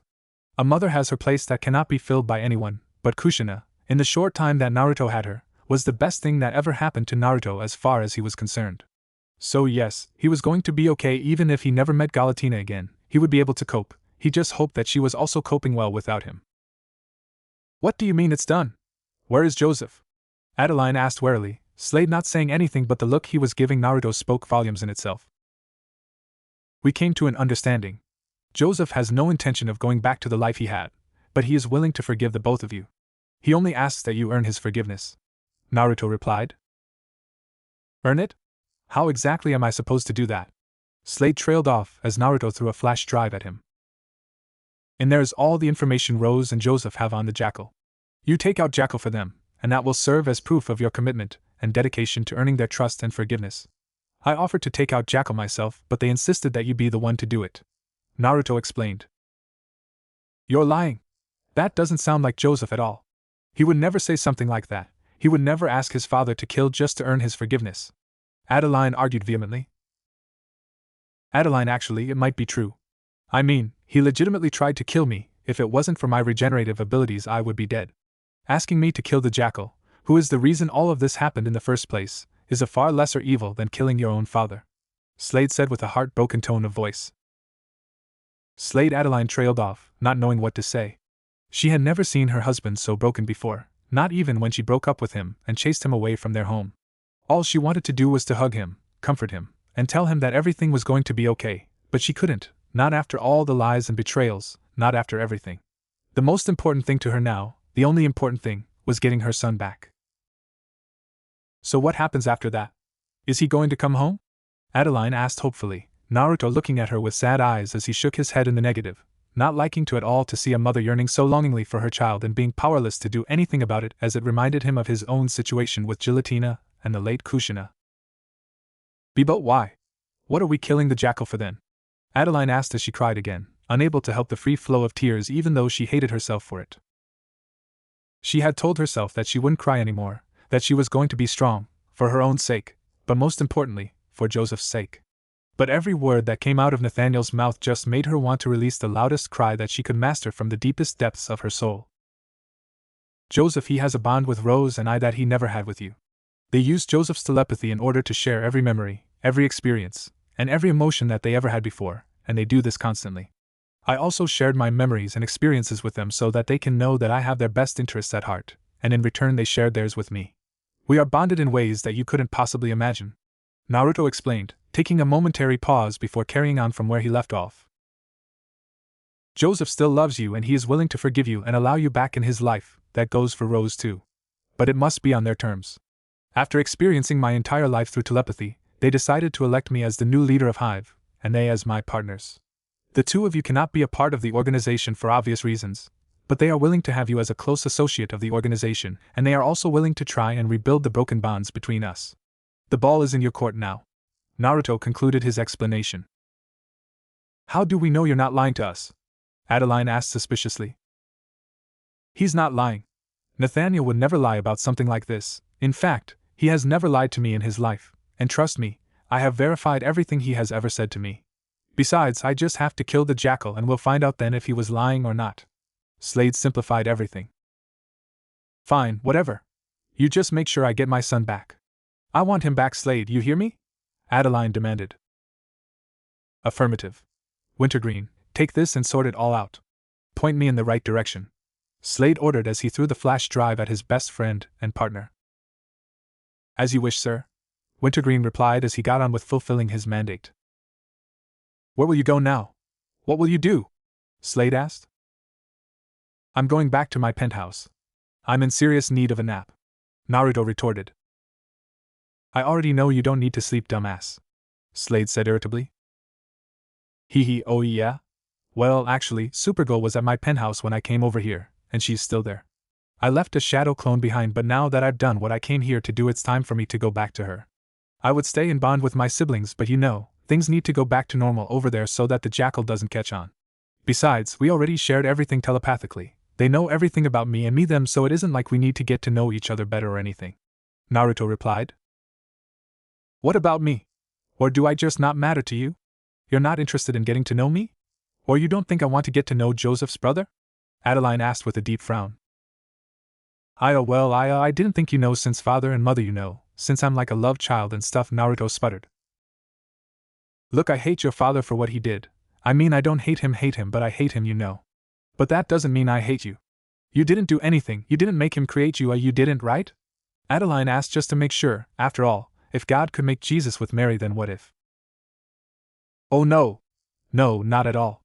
I did not exist until father and mother made me, Naruto said, half panicked and half amused. There you go then, Adeline said with finality, doing well to suppress her fear of the blonde-haired new god, also concluding that getting to know him better might help her to rid herself of that fear, if that was even possible, because as it was she constantly felt like she was staring at the face of death whenever he was in her presence. All right, ma'am, I guess I'll stay for a while, Naruto said, scratching the back of his head sheepishly. 2 months later. Quite an interesting setup you got going on here. The security is quite advanced, Rose said as she looked around her brother's office, not worried at all about being seen with her brother, as she officially did not even exist and the identity she was currently using was a false one, going by the name Samantha Midnight as her cover identity. Nothing out of the ordinary for a multi-billion-dollar industry owned by the smartest person in the universe, Naruto retorted. Boss, who is this woman? I've checked for her identity on the web matrix. I've searched every nook and cranny of it, and my conclusion is that she is using a false identity. I couldn't, however, find her real identity. That has never happened to me before.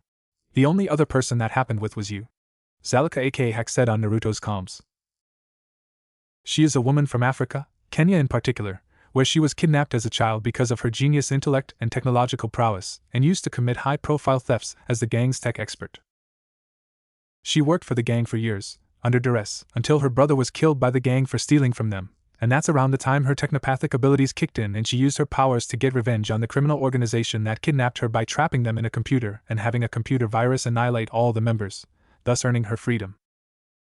The missing information in this story is that Naruto is the one who found her and gave her the advice to eliminate her gang members and emancipate herself when he was on one of Kitsune's secret missions in Kenya.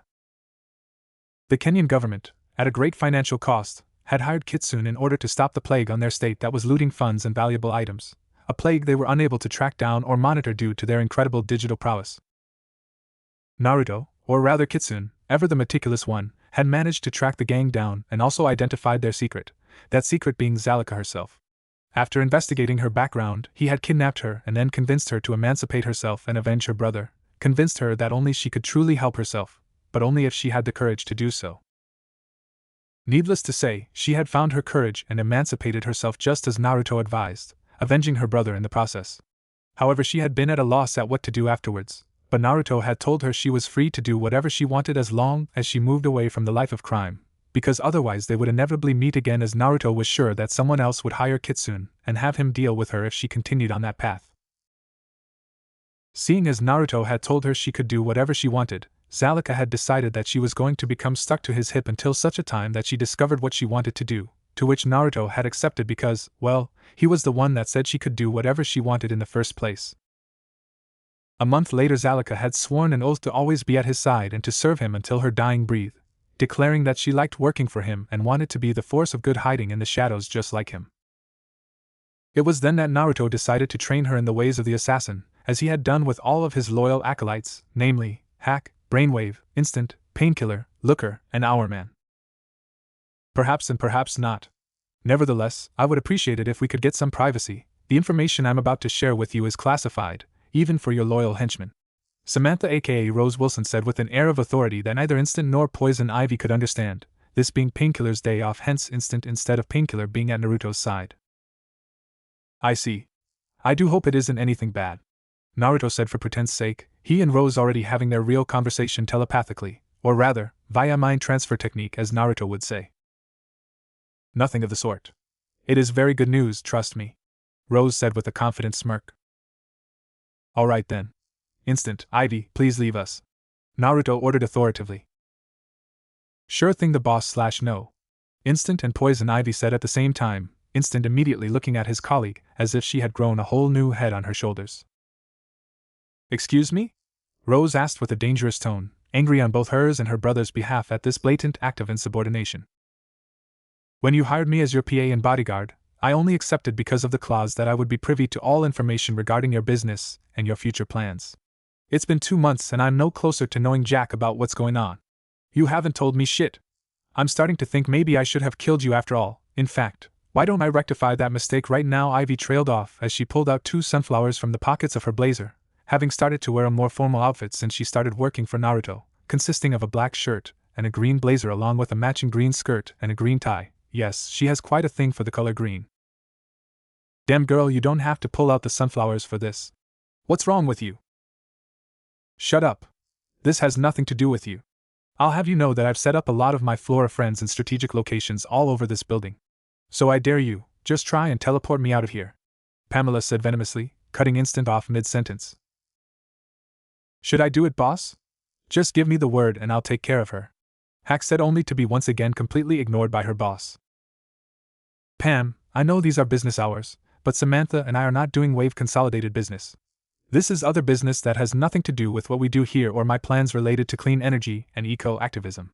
In other words, this particular business is none of your concern, so butt out, Naruto said sternly, Poison Ivy's eyes widening as realization dawned on her. You mean it's personal? Then you and her? Pamela trailed off as she blushed in embarrassment, and envy deep within her heart that she didn't even understand as she was happily in love with Kite Man. Can you please excuse us now? Rose said with mischief dancing in her eyes, content to let Pamela believe that she and Nathaniel were an item. After all, in her experience, it always worked out best when people believed a lie that you didn't even have to tell. Okay, that was very unprofessional of me, to say the least. I'm so sorry. We are leaving right now, as in immediately. Instant. Goddamn it, when I say immediately it means teleport us away right now, Pamela exclaimed, taking out her frustrations on Instant, who only rolled his eyes at her as he grabbed her hand and teleported the 2 of them out of there. Scanners show either the presence of Poison Ivy or her so-called Flora friends in or outside of your office. All is clear, sir, Hack reported, again not getting any response from her boss, although that in itself was acknowledgement according to their arrangement. I thought she would never leave. You really need a stronger leash around that dog of yours, Rose said as she finally sat down, her brother following suit as he sat across from her. None of my subordinates are shackled, they can leave whenever they want. Of course I would like them to stay, but nobody is forcing them to stay there. I have no use for people who do not want to be here, Naruto replied. Oh, I know that, I'd been in your mind, remember. I was surprised at your methods, I have to admit, very un-ninja-like. But they do work very well. I was especially surprised that everyone at Hive chose to stay. I thought we would lose at least half of them when you gave them a choice, Rose retorted. People work far better, and are far more happy when they are at a place they chose for themselves. Nevertheless, that's not why you're here. You're here because you want to hit a government facility and steal their prized assets. It's risky. There is no telling what goes on in the minds of those guys, Naruto cautioned. Which is why it has to be either you or Jericho to take this mission. Alternatively, you could have that guy of yours, Brainwave was it? You could have him do it, Rose said suggestively. He's not a member of Hive, Naruto deadpanned. And why not exactly? Rose asked with a little bit of frustration in her tone. He will choose to join Hive, or he will not, at the time that I think is appropriate, Naruto said sternly. You're wasting precious time. Darkseid could literally attack the planet any time. We need an army of not just elite soldiers, but meta-humans too. You know this. Are you afraid if they join Hive they will no longer be your toys? Are you afraid of sharing your toys? That is so cliché, Rose said incredulously. They are not toys, metaphorically or otherwise. They are people that I care about. People that I treasure. Hive has been going through a lot of changes recently. We have to make the changes gradual in order to allow for seamless assimilation. Phase 1 and 2 are complete, and with your plan, it seems like Phase 3 is about to take place. My people will then be Phase 4 if they so choose, Naruto emphasized. Phase 1 had been the assassination of the jackal, which had taken a whole month as the guy had proven himself to be very elusive even for the great Deathstroke the Terminator. But ultimately, their father had pulled through and delivered on his promise, bringing the head of the jackal to his children as a gesture of goodwill. Phase 2 had been the systematic identification and assimilation of all the Hive factions into one, under the rule and control of Kitsune, Hive Queen, and Jericho, and that too had taken an entire month. So you approve of my plan? Rose asked excitedly, ignoring everything else that her brother said for the meantime. It is a most brilliant and inspired plan. If we are able to successfully convert them, then they will be an invaluable addition to the organization. Our army's strength could double, or even triple just by adding those 5 individuals, Naruto said thoughtfully. We've already developed uniforms and a theme for them. We call them the Royal Flush, and by we I mean me, Rose said excitedly and arrogantly. Interesting. Send me the schematics for their uniforms and weapons. I want to see if there are any improvements I can make, Naruto replied. Of course. That was the plan from the get-go. Now it's time to decide who will go, you, Jericho or Brainwave, Rose said with a taunting smirk. Has Jericho been on a solo mission before? Naruto asked curiously, ignoring the Brainwave taunt for now. No, he hasn't.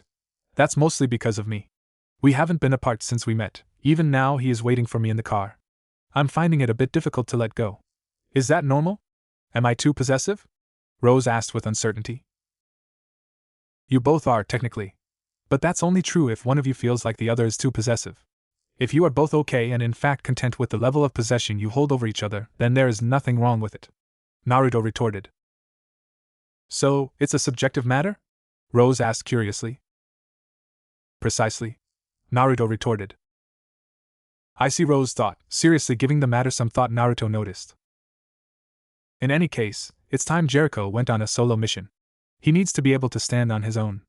There might come a time where you will each have to fight your own individual battles. He will need to know what that feels like and how to overcome it. The same goes for you, Naruto replied.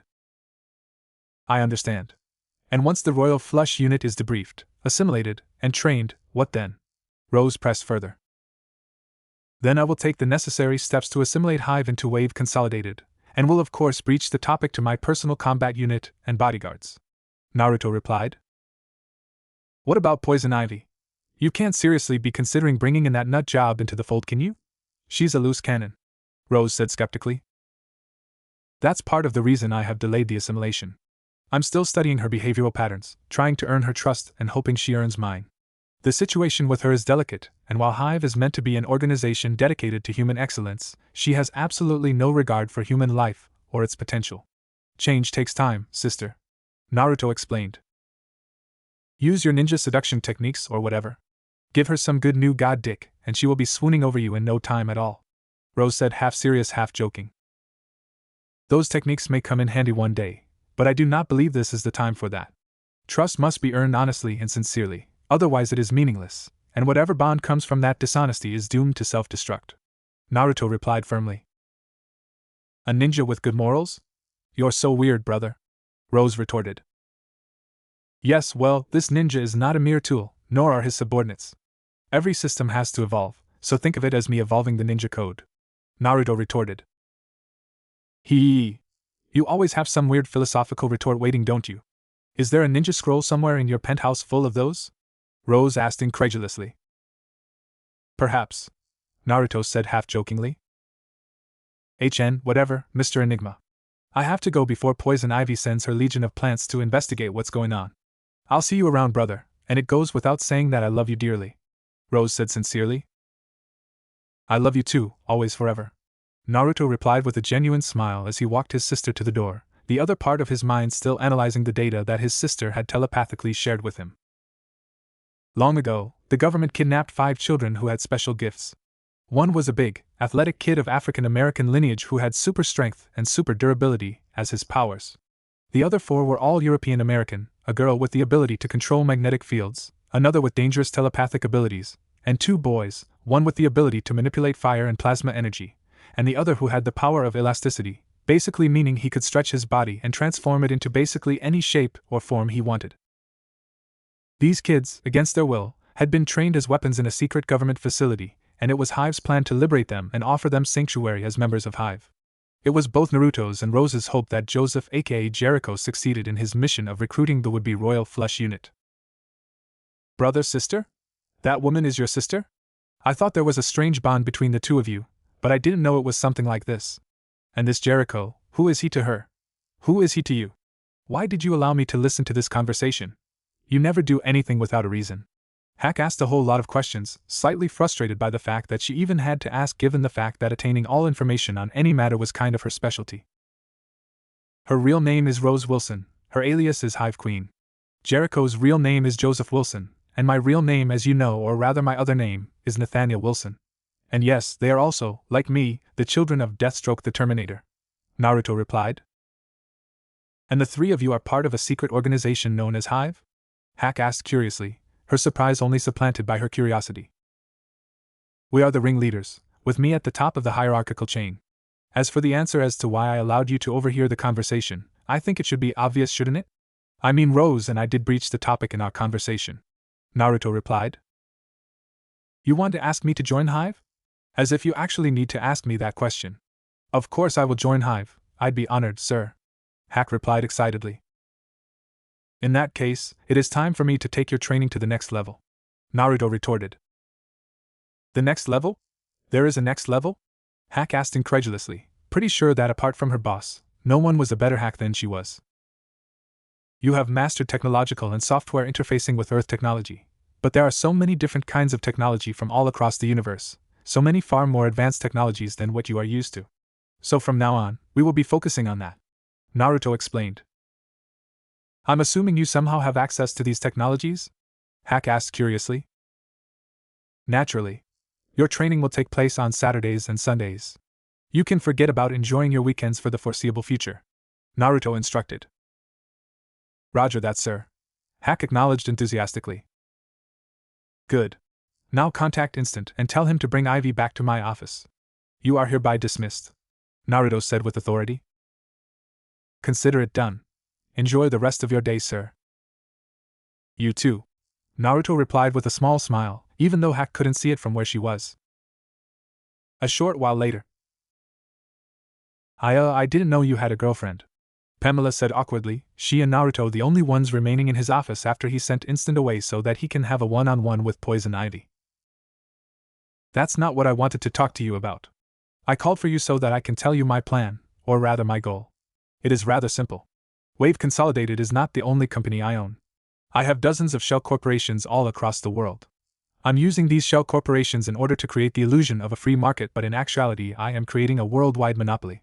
Eventually I will be the sole producer of all forms of energy, and in that way I will ensure that I create a technologically advanced, but eco-friendly Earth. Naruto explained, Poison Ivy's eyes widening at the sheer scope and magnitude of the youngest billionaire's ambitions. You mentioned something about me having the potential to influence who becomes president by funding political parties that support yours and my ambitions. That's a brilliant idea, very inspired, but you've only scratched the surface. In other words, you're thinking way too small, Naruto said cryptically. I don't understand? Ivy said confusedly. I foresee a future where there are no longer any political parties, where the world is united under one banner, my banner. I foresee a future where corporations do not need to fund political parties but simply run countries themselves, Naruto elaborated. And since you'll have a monopoly that branches throughout the entire planet, you'll run every country in the world, and therefore the world itself. Poison Ivy trailed off, eyes wide in shock and awe as she instantly developed a much higher level of respect and admiration for the sun-kissed new god.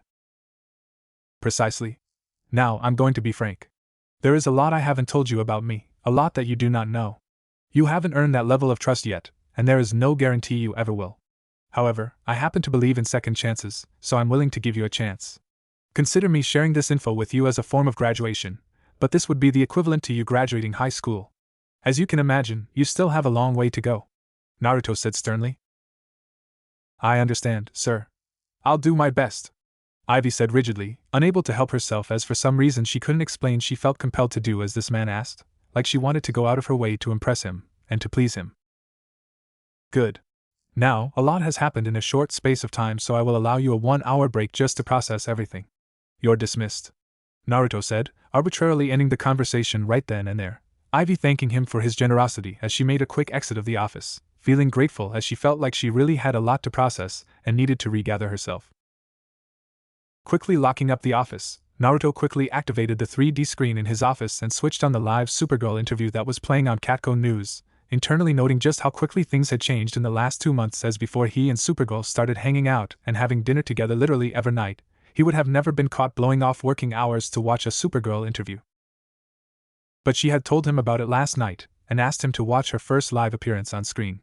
As much as he hated to admit it, he would feel horrible if he had to tell her that he missed it. His pride and ego was yelling at him to ignore the interview and not become influenced and changed by a stupid girl in blue spandex, but his mind and heart were telling him that Supergirl was worth all the trouble and that she was the kind of person he needed to associate with in order to remind himself that there really is goodness in the world, pure, genuine kindness and goodness. Am I some kind of idiot? Naruto thought out loud, eyes wide as he realized, or rather remembered, that there was no such thing as shirking your responsibilities when you can literally make real-life clones of yourself and make them do all of the metaphorical heavy lifting. Shadow clone jutsu, Naruto said with his hands formed into a cross-hand sign, an exact replica of him appearing next to him and immediately starting with the work that Naruto was meant to be doing. Supergirl is turning me into an idiot, or maybe her idiocy is contagious, Naruto thought as he smacked his head against his forehead. Slip of the tongue. 6 hours ago. So, Supergirl, let's get the obvious questions out of the way. Are you in fact, like Superman, a Kryptonian, and if you are, what is the relationship between the two of you? Are you his wife, his sibling, his friend, or is there absolutely no relation between the two of you? Kat asked curiously. She was a little disappointed to have only gotten an afternoon slot for the Supergirl interview, whereas Superman had been able to get a prime-time interview slot on his first public interview with Lois Lane of the Daily Planet. Had she been a lesser person, she might have been tempted to accuse the media of gender bias, but she knew for a fact that wasn't the case. Supergirl had saved a lot of lives, yes, but Superman had just saved the entire planet from a Kryptonian army invasion when he got his first interview. In fact, it wasn't even an invasion, it was an attempted eradication of the species. There was also the fact that Superman was the first of his kind, so there was a lot of novelty surrounding the situation, whereas with Supergirl it was more of a been there seen that situation. Kat therefore knew that, well, that it was what it was and there really wasn't much she could do about it without playing the victim to the public, in other words, manipulating the public by telling lies, which was something she would never do. She just hoped that in time Supergirl would be able to live up to the Superman legacy, or dare she say it, surpass it. Well, as you already know, Superman's real name is Kal-El, mine is Kara Zor-El, so yes, we are family members. My father and his father were brothers, so he is my close cousin. I was actually sent here to protect him and to guide him towards his destiny, but for reasons I cannot disclose, his pod made it to Earth before mine while I was stuck in another dimension where time has no meaning. That is why, despite being born 13 years before he was, I am now actually younger than he is. Kara explained, trying to summarize the story into as short a version as she could without making it hard to understand. In another dimension? Okay, that's not normal at all, I mean none of it is, but we'll leave it at that for now. This interview is not necessary about learning about your past more than it is about getting to know Supergirl the person. So with that said, are you and your cousin close? And the symbol on your chest, is it a family crest? Kat asked. We are not as close as I would have liked. In fact, for a long time I felt like he abandoned me. However, the bond between us is unbreakable. I will always love him just as I am sure he will always love me. And yes, it is a family crest. It looks like an S, but where we come from this symbol stands for hope. Kara explained with a nostalgic smile. Hope, huh? That sounds like a wonderful ideal. It is. It is what drives both me and my cousin. I would like to believe that we are the embodiments of that ideal, or at least I know that we both try our best to be. Supergirl said earnestly. I see. So Supergirl, are your people attracted to human beings? I mean, you obviously aren't like us with you being practically invincible and all, but you do look like us humans, albeit perfect versions of us. What I'm trying to say is there a love interest somewhere out there? And can you tell us about him or her? Kat asked with both curiosity and excitement. Well, yes. Yes, there is. Kara said excitedly, unable to contain her excitement try as she might. And he's human? Kat asked, surprised. Why yes, I mean, to the best of my knowledge he is, Kara said joyously. Oh my god, look at you. I know that look, Supergirl, you're in love, Kat said as realization dawned on her. What? And no. PSSH. I'm not in love, I just like him a lot. That's all. Kara sputtered, blushing up a storm as her cheeks turned bright red. Supergirl, I can see it all over your face. You have to tell the audience. I'm sure the whole world is just dying to know who the lucky bastard is. Kat insisted. Well, I can't tell you his name of course, but he is tall, very tall but not too tall, you know. He's in great shape and he is young, successful, handsome, very, very intelligent, funny, weird but good weird, you know, lovable weird. He's also very sweet but in a roundabout sort of way. He tries to pretend he doesn't care but then he does things that show that he really does care. Supergirl tried to explain without giving away too much detail. He also has this presence about him, like you know, like military commander or a CEO or something. He commands a lot of respect without actually demanding it. He has the body of a Greek god but he is also kind of a geek. He's Greek geek, or a cross between a jock and a nerd. Supergirl said, smiling and laughing fondly as she tried to imagine the look on her crush's face at being called a Greek geek. We've been seeing each other for 2 months now, but we haven't taken the relationship to the next level yet, but I think we could, maybe soon. I dunno, oh my god, I forgot he's actually listening to the interview. Supergirl squealed, covering her face with her hands in embarrassment. Wow, honestly that was more information than I expected, but that only proves that you are in love with him, Kat said triumphantly. What? That doesn't prove anything. Supergirl exclaimed in complete denial about her feelings. When you love someone the way you love him, you cannot stop talking about them. If someone asks one question that you can answer in one sentence, you can end up talking the whole day about that person. At the very least you have a very real and strong crush on him, Kat said confidently. Well, when you put it like that then I guess you make a good point, Kara admitted. Good, now tell us his name, Kat urged. Never. I would never jeopardize his life like that. I have very dangerous enemies. I can't do that to him, Kara said sternly. Where does he live? Kat persisted. Not in National City, that's all you're going to get, Kara said defensively. Okay, fine. I know I have intruded on your privacy, so I will back off now, Kat said, although internally she was happy that she had managed to get Supergirl to reveal that much information, as she was sure that with what she had she could narrow it down and figure out who the mystery man was, or at least she could make a list of potential suspects. Thank you, Supergirl said with gratitude. So, crime fighting. Do you have a sidekick? If not, do you plan to get one? Is there someone helping you in the shadows? Oh, and do you have a secret identity? Kat asked numerous questions consecutively, the rest of the interview carrying on in that light-hearted tone as Kat didn't want to drive Supergirl away. She wanted Supergirl to feel comfortable with her and Catco. In other words, this interview was a welcoming gesture, so to speak. If Supergirl felt comfortable and enjoyed her first interview at Catco, then she would definitely come back again, which is when Kat planned to ask the real, hard questions. For now, getting to know the Girl of Steel and formally introducing her to the citizens was good enough. Currently. I guess you're angry about the interview, Supergirl said self-consciously. She was sitting on Naruto's dinner table, in his penthouse, as they did every single night for the last 2 months now, and as usual, she was in her Supergirl costume and he was in one of his expensive suits, except without the tie and the blazer. Why would you think I am angry at you? Naruto asked curiously. You haven't spoken a word since I arrived, Supergirl said incredulously. Nor have you. Are you angry with me? Naruto asked. No, of course not, Supergirl said firmly. See? Not talking does not equal to angry, Naruto countered, Supergirl looking at him like he had just grown a whole new head on his shoulders, Naruto trying, and failing to contain the mischievous smile that was threatening to form on his facial features. Wait, you did that on purpose? You butthole! Supergirl said half angrily, half amusedly. Butthole?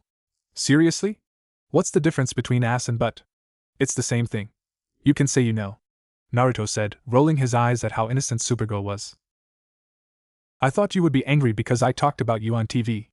I know that we haven't really taken things to the next step and that I had no right to. Kara, it's okay. I mean, it's not really okay that you have put a microscope on me, but I understand that it was an innocent mistake. You have to learn from it though, and try not to make the same mistake again. Naruto replied calmly. Which part was a mistake exactly? Kara asked with a raised eyebrow, feeling a little insecure as she found herself wondering if Naruto actually had any serious intentions about her.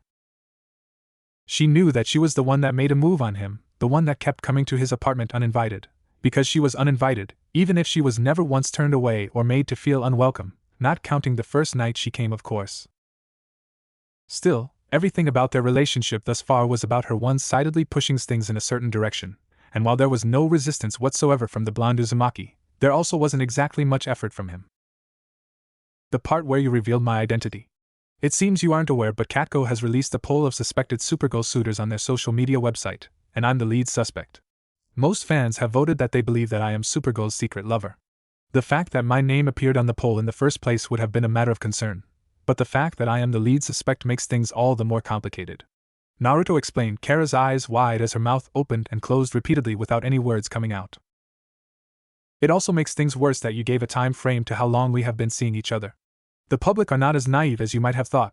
They figured it out that 2 months ago is around the time that you and I first met on the rooftop of Wave Consolidated. Naruto retorted, Kara's heart sinking further and further into a pit as Naruto spoke, realizing what an absolute blunder she had made. I'm so sorry, Naruto-kun. I had no idea my answers gave away so much information. I really thought I was being careful not to reveal anything significant. Kara apologized sincerely, feeling horrible about the kind of trouble and danger she had wrought upon Naruto's life with her actions. I'm not angry with you. Like I said, I know it was an honest mistake. I know you would never endanger my life intentionally. There is nothing to forgive, I only ask that you learn from your mistake, that's all. Naruto replied. Is that why you asked me to sweep the area when you opened the window for me? Because everyone suspects you and I to be in a relationship? Supergirl asked curiously. Indeed. It only makes sense for people to start watching my penthouse in order to catch us in the act. Villains, media, and other unknown parties that have a vested interest in me, you, or us together will now be monitoring my place of residence. My security is tight though, this penthouse is quite the fortress, and so is my workplace. I've beefed up security ever since Poison Ivy's attack. Naruto replied. Naruto-kun, my enemies are supervillains, some of which give even me a run for my money. I think whatever this is, we should end it. I think I've ruined it beyond repair. It's best we stop now before you get hurt, Kara said, trying and failing to hold back the tears that started falling from her eyes. Well, that's up to you. Personally, I would be very hurt and disappointed if you pulled out now. I was actually planning to ask you to be my girlfriend. Naruto deadpanned, much to Kara's utter surprise, unable to believe the information her brain was retrieving from her ears. Naruto, if he noticed the stunned silence, doing well not to show it as he simply continued with his monologue. I know it's customary to ask someone out on a date before making such a proposal, but seeing as you and I cannot be seen in public, then I thought that. Naruto trailed off as Supergirl flew across the table and tackled him to the ground, the girl of steel taking matters into her own hands as she began fervently kissing the blonde Uzumaki, straddling him and grinding her crotch against his own, the result being an instant, large, and hard erection, Kara marveling at the sheer size of it, unable to believe how much her crush was packing. Wait. It's actually my boyfriend now. He just asked me out after all. Rao, I haven't even answered him, and I'm already. Kara trailed off, as realization dawned on her. This means yes, in case you were wondering, Kara tried to say in a confident and sexy tone, and surprisingly managed to pull it off perfectly, the blonde Uzumaki falling deeper into her clutches as he couldn't hold himself back anymore, getting to his feet instantly as he picked up his now girlfriend and practically glided toward his room, a squeal of joy escaping from Kara's throat as she clamped around her boyfriend. Arms around his neck and legs tightly wrapped around his waist, excitement and lust building up rapidly in anticipation of what would forever be marked as one of the happiest and most pleasurable evenings of her entire life. 3 days later, undisclosed location. Gentlemen, an opportunity has presented itself before us, and I believe that this could be a game changer. Amanda Waller said as she pressed a button on a screen controller in her hand, the gigantic screen showing one large image of one person, namely, Uzumaki Naruto. She is big-boned, chubby woman of African-American heritage, who has short black hair and beautiful brown eyes, wearing a blue blazer, white shirt, blue skirt along with a black pantyhose and black shoes. She was the only woman in the room, surrounded by 7 powerful men, including State Secretary of Defense and head of Project Hell, 7734, General Lane, head of the ASA, Percy Odell, head of Argus, Colonel Steve Trevor, head of Cadmus, General Wade Eiling, and head of the DO General Calvin Swanwick. Let me get this straight, this has something to do with that media gossip nonsense about Supergirl being in a relationship with the boy genius Naruto Uzumaki, right? General Swanwick asked with a large degree of incredulity in his tone. As head of the DEO, he had never trusted Superman and had dedicated all of his strength and resources to finding out as much information about Superman as possible, including but not limited to his secret identity, place of residence, secret lair, close friends, allies, family, and his strengths and weaknesses. It wasn't that Superman had done anything to make General Swanwick doubt him, in fact, it was the complete opposite. But for someone with that much power to be that good was just hard to believe. And even then, good or bad, for him to just simply exist as he was a matter of serious national and planetary security. However, Supergirl had come around and had voluntarily decided to work with the DEO. Technically she didn't work for the DEO, but she was as accommodating to them as they were to her, and the relationship was a surprisingly very good one. In her time there, Swanwick had gotten to know her very well and had even begun to see her as his protégé. Everyone at the DEO loved her, and General Swanwick actually had no doubt that if he ordered everyone to kill Supergirl, at least 75% of them would outright refuse and turn against the DEO, and the rest would drag their feet about while trying to stall as much as possible. She was good people, loyal people. She genuinely cared for the people of Earth, and General Swanwick had seen firsthand the lengths she would go to in her efforts to protect humankind. So whatever Waller was up to, the general had no intention of supporting her whatsoever. Nonsense, you say? Those words sound absolutely devoid of reason and objectivity, General Swanwick. Don't tell me that you have become attached to this alien thing? Amanda asked with disgust. Waller, at the DEO I deal with aliens on a daily basis. I agree that we must have means to protect ourselves from them, and I am willing to do what it takes to do that. But to refer to aliens as things? Just who is the one devoid of objectivity here? Without even mentioning the fact that aliens are obvious sentient beings, there is also the fact that 99% of the ones that we have encountered have superior technology to us. If a mere thing can have superior technology to us, then what does that make us?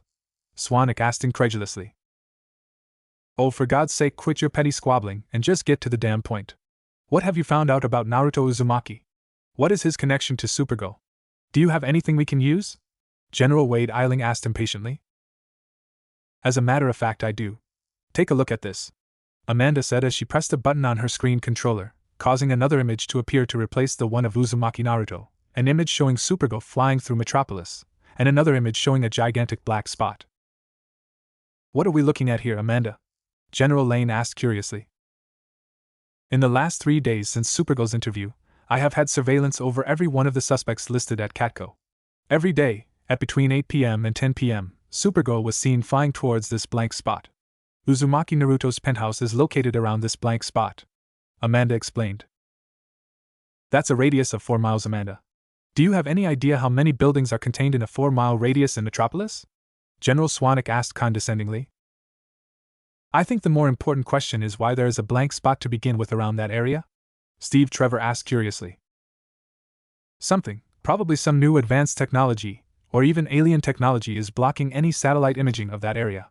Uzumaki Naruto runs the most advanced technological and bioengineering institute in the world. He is the obvious suspect here. Supergirl is also an alien from Krypton. I don't need to tell any of you how advanced their technology is. Either way, that Supergirl has gone to this blank area, where Uzumaki Naruto also happens to reside, every day since the Catco interview and the release of Catco's poll, would suggest that Uzumaki Naruto is in fact Supergirl's love interest. It is not absolute proof, but we are not policemen nor are we the judiciary. We do not need proof beyond reasonable doubt, we just need common sense. Amanda replied diabolically. I am in agreement with Miss Waller. Although common sense is not common to everyone, I am inclined to believe that at the very least everyone in this room possesses the ever-elusive common sense. With that said, I move we vote right as of now. Raise your hands if you support Amanda's plan, Agent Percy Odell said as he raised his hand in the air. He is a bald-headed man of African descent, possessing dark skin and a piercing stare. He appears to be a well-mannered man, and yet also possesses a frightening presence, like how one would feel if they were standing next to a sociopath, and perhaps he was one. In fact, one would be hard-pressed to believe that none of the men and women in the room were not in fact sociopaths given how much lying, manipulation, and outright murder of the innocent they were capable of in the so-called name of national and planetary security. We do not even know what her plan is, you dimwit, General Eiling said rudely. She called us here at 5 in the morning. She obviously has a plan and she intends to fulfill it today. Do we really need the finer details? This Naruto Uzumaki has become a billionaire without having a single binding government contract, and continues to refuse to produce weapons for the government. We need some sort of leverage over him, as we do over Supergirl. General Lane said sternly. I thought we had Lex Luthor for that. He has served us well, has he not? Do you intend to throw him out like trash, with everything that he knows about us? General Eiling asked warily. Why does it have to be either or? Why not secure them both? And why would we be content with just Lex Luthor? Lex Luthor has the second best technology in the world. Why should we settle with second best? Isn't it about time we brought that pompous child Naruto Uzumaki to heel? Amanda asked rhetorically. Fine, I stand corrected. You have my vote, General Eiling said irritably, raising his hand up in the air in support of Amanda. Not that Waller ever doubted that he would, because if there was one thing that she knew about General Eiling, it was how obsessive he was about state authority, and how angry he was about heroes and rich billionaires refusing to submit themselves to state authority. In fact, the same could be said about all of these men, even Steve Trevor and Calvin Swanwick. They were currently compromised because of their feelings for Wonder Woman and Supergirl respectively, but one cannot change their nature so easily, and Waller knew that better than anyone out there. As you have mine. Whatever your plan is, make sure it works and make sure that it doesn't backfire. I've never seen any of these aliens, Supergirl included, as our allies, but they haven't been our direct enemies either. Whatever their end game is, we are fortunate that they haven't attacked us directly yet. If you piss off Supergirl, and by extension Superman as well, I shudder to think what it would take to defeat them, if we even could. General Lane said gravely, nevertheless raising his hand in the air as he voted in support of Amanda Waller's plan. We know the weaknesses of the Kryptonians, General. Magic, red sun UV rays, and most of all, kryptonite. They can be defeated. They are not the gods that they pretend to be. Amanda replied with contempt. Let us hope that you are right then, General Lane said, he, along with everyone else, taking note of how Colonel Trevor and General Swanwick did not raise their hands, not that any of them were surprised really. The results are 3 votes to 2. Thank you for your time, ladies and gentlemen. I will call you all back here for a debrief when I have both Naruto Uzumaki by the balls and Supergirl by her indestructible breasts. As for you, General Swanwick, if you do or say anything to tip Supergirl off or help her in any way whatsoever. Waller trailed off, leaving the threat hanging in the air for Swanwick to put the rest of the sentence together. Later that morning, 10 a.m. Sir, you have a visitor, and she bypassed all security to get to your office. She appears to have teleported to your office. Hack said, Naruto simply raising an eyebrow at that as he wondered who would have the audacity to do such a thing, not to mention the power or means to teleport themselves to, well, anywhere. What should I do, sir? Hack asked warily. Leave her be for now. Continue protecting the digital mainframe and run a deep dive on her background. That's all for now. She'll have to wait until I am done with my meeting, Naruto replied, using his mind transfer technique in order to communicate telepathically with his subordinate. Consider it done, sir. Hack replied in the affirmative. Naruto was currently in a management meeting, having gathered all the heads of department for the regular monthly meeting and debrief. Some might have wondered why he was acting so nonchalant about there being a stranger that could seemingly teleport anywhere within his business premises. However, there really was no need to worry, at least as far as Naruto was concerned. All the sensitive areas were protected with sensor and life-form detection seals, space-time barriers and alarm barriers. There were also trap seals that were all over the sensitive areas, so there really was no need to worry. And if someone tried to walk in and attack his staff or physically make their way to the sensitive areas, they would have to deal with Looker's super-powered and super-fast and skilled Sage. Naruto hadn't put space-time barriers around his office specifically because he wanted to personally deal with whoever would dare to go straight for him, and because apart from his computer, which was protected by the most advanced tech and software on Earth, and was also protected by arguably the best technopath in the world, there really was nothing of value anyone could steal from his office. I've found some information about her, sir. It was heavily protected, far more protected than information on the president himself, but it was nothing I couldn't handle. Very interesting and horrifying stuff, sir, Hack said gravely. Open your mind to me. It will be quicker that way, Naruto ordered, Hack doing as instructed as she tried to project her thoughts to her leader, Naruto doing the rest as he downloaded all the information he needed from her. Project Ultimate, huh? From what I have gathered, the project is near its completion. Another government meta-human project for Hive to swoop in and steal right from under their noses. Naruto laughed diabolically. So they're being implanted with false memories. Since your brother is currently dealing with the Royal Flush Unit situation, perhaps Brainwave can handle this one, It's right up his alley.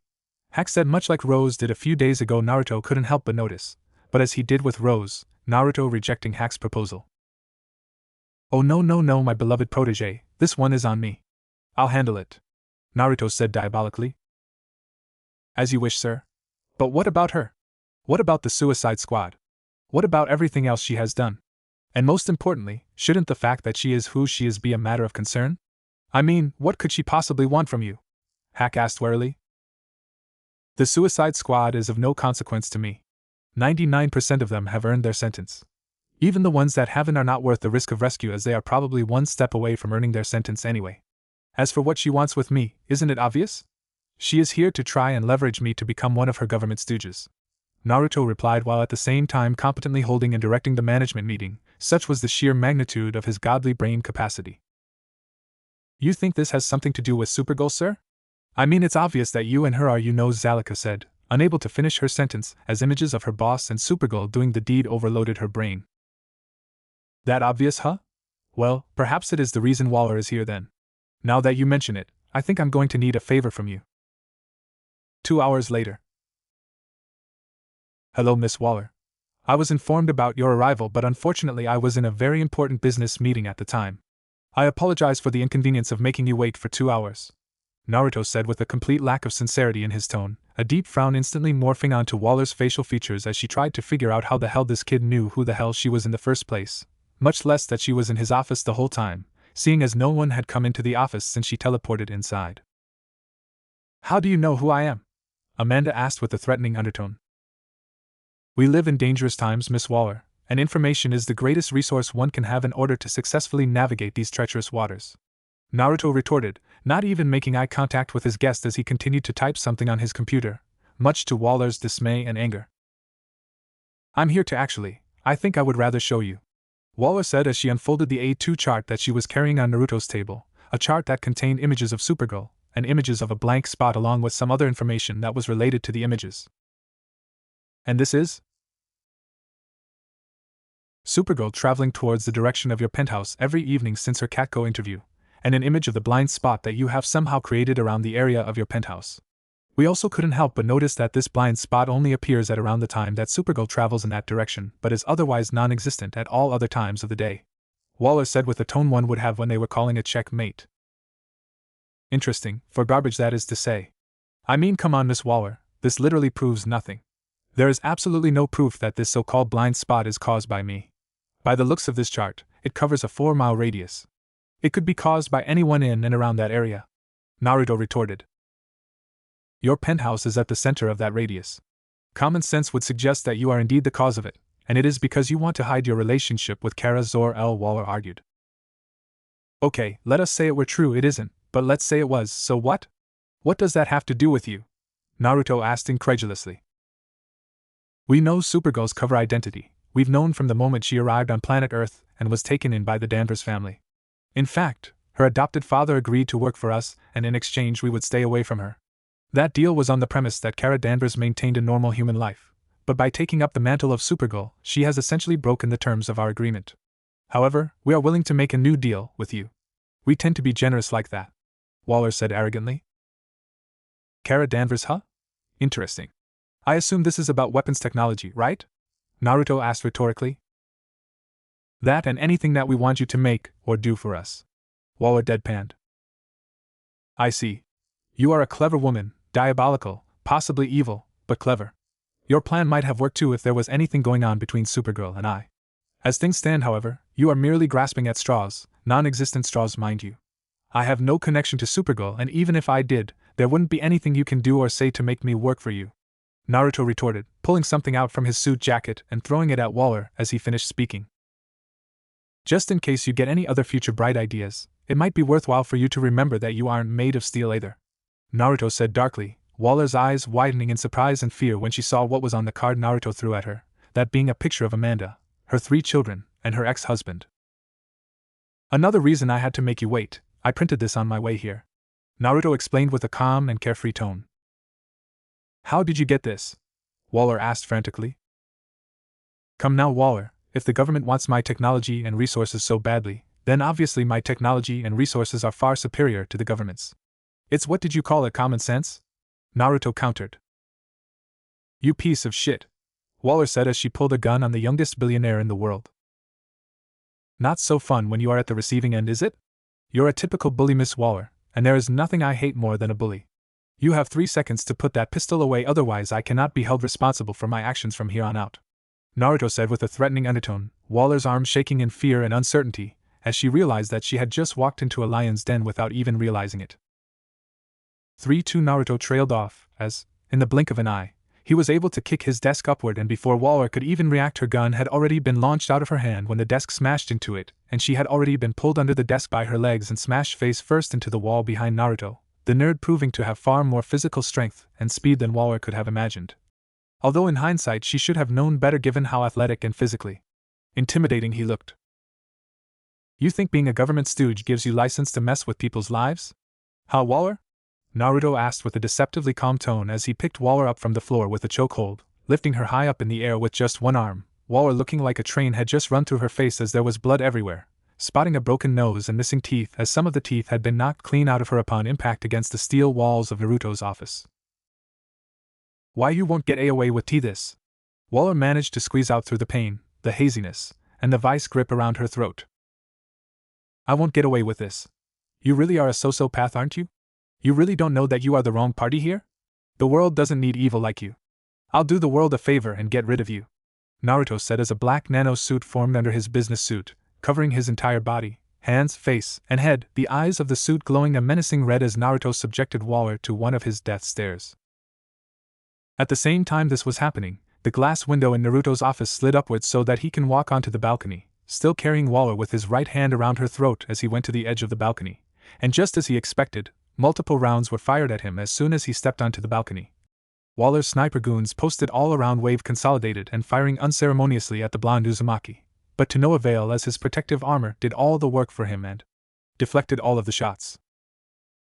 Promethium weave mesh suit.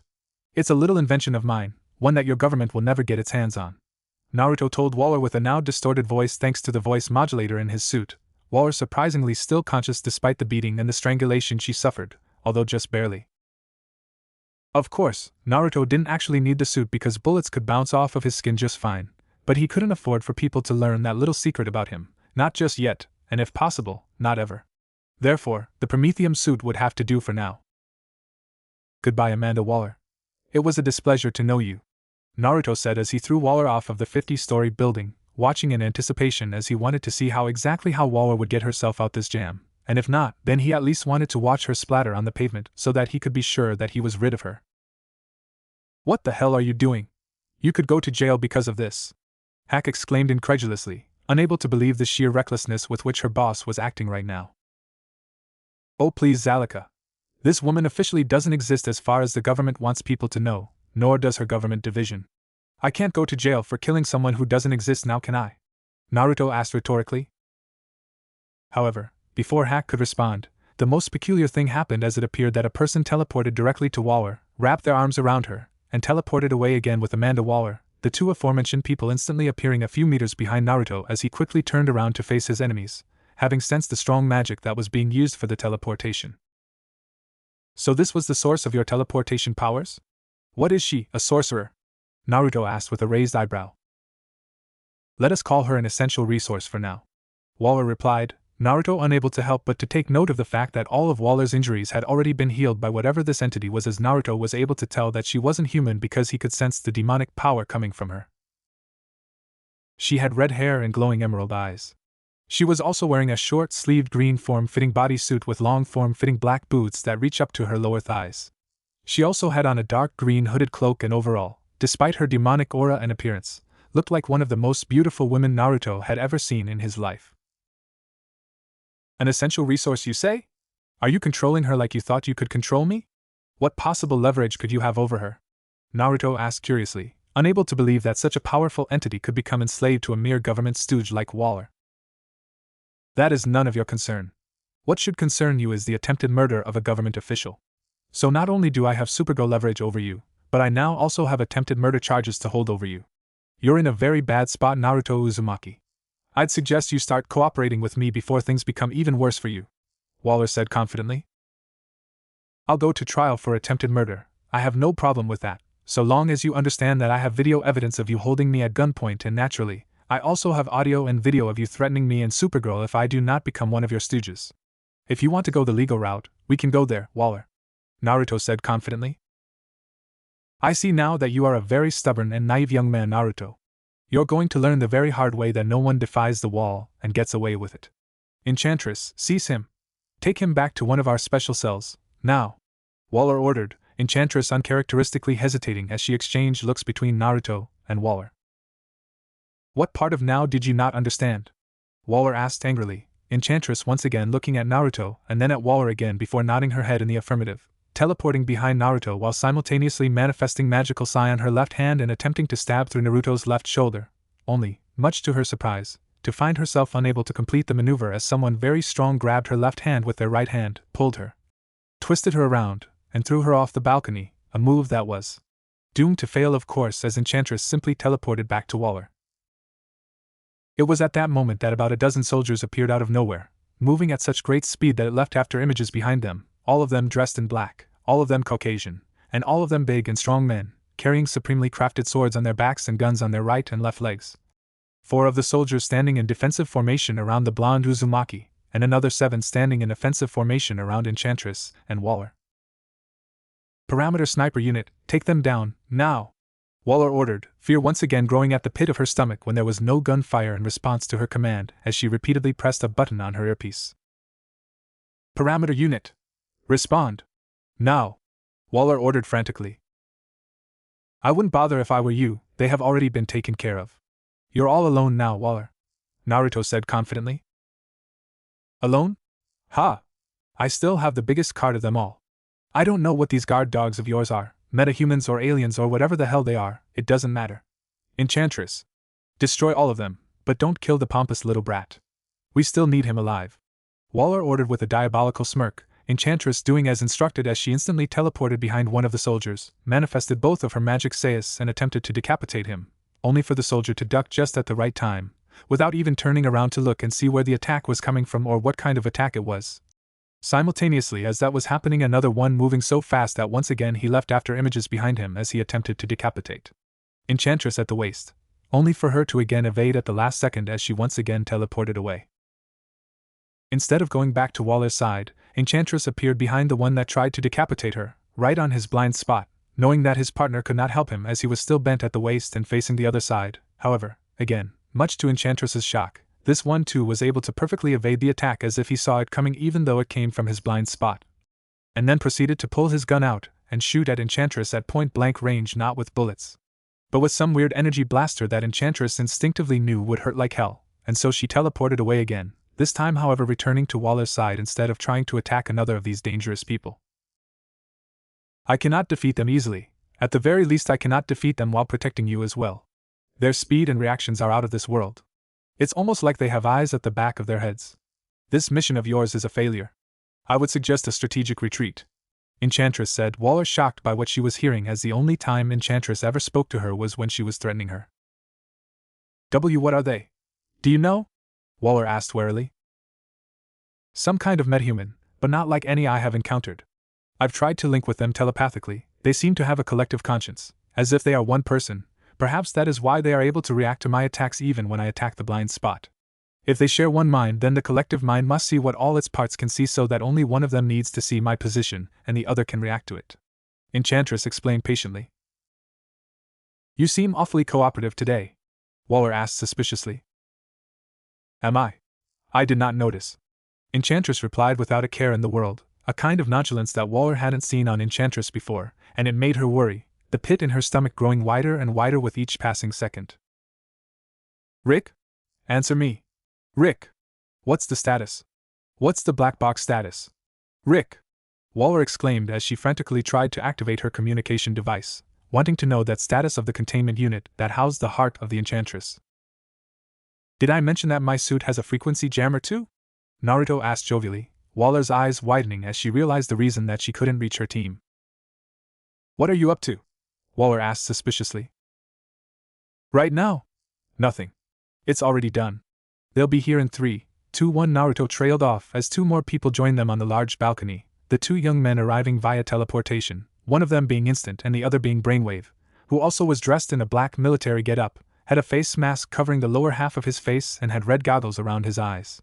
He also had a black trench coat on and spotted blonde hair styled in a military buzz cut, and was wearing black body armor over his outfit and under his trench coat. Brainwave, Instant, welcome back. Now why don't you return to the lady the heart that was stolen from her? Naruto ordered, intent instantly teleporting in front of Enchantress and smacking the glowing black and green heart in his right hand against her chest, the heart immediately attaching itself to her and sinking deep into her chest, causing a power surge as the Enchantress finally got what she had spent the past year dreaming about, her freedom. How did you? What have you done? Waller cried as she rapidly backed away from the Enchantress. You are a fool, Miss Waller. Enchantress is a telepath, you idiot. She and I have been communicating and sharing information from the moment the two of you appeared before me. She told me all about how you had her heart in your possession and how you were using it to control her. She told me how you would have Rick Flag blow up or stab the heart if she disobeyed you. Naruto explained, Waller's eyes widening in surprise as realization dawned on her. My man here, Brainwave, is also a telepath, so I was able to share with them the information Enchantress gave me and, well, I'm sure you can figure the rest out. Naruto said condescendingly, Waller's eyes dilating in surprise as she finally realized why Enchantress had been acting strangely, and why she had seemed to hesitate when she was ordered to capture Naruto. You fool! You have no idea what you have unleashed! There's nothing stopping her now. She'll destroy the world! Waller exclaimed frantically. No, she won't. She doesn't want to destroy the world, you imbecile. She wants something that is beyond your comprehension. Enchantress is my ally now, so if you didn't fear me before, you should fear me now. Be grateful that I won't put you out of your misery just yet, Miss Waller. For I have a message I want you to deliver to the US government, and anyone who would dare come after me again. Enchantress, if you could be a dear and do the honors for me. Naruto ordered. It would be my pleasure, beloved Liberator. Enchantress said as she walked slowly and deliberately towards Waller, eyes glowing bright green as Waller fell down and started screaming uncontrollably, as if caught in some god-awful nightmare, which technically was exactly what was happening, Enchantress using her telepathy to trap Waller in a nightmare of her worst fears and the worst horrors imaginable. Good thing I activated the sound barriers and cloaking seals around this place, otherwise I shudder to think what people would think of me if they saw and heard everything that transpired here today. Naruto thought. Later that day, undisclosed location. Gentlemen, we have a terrible situation on our hands.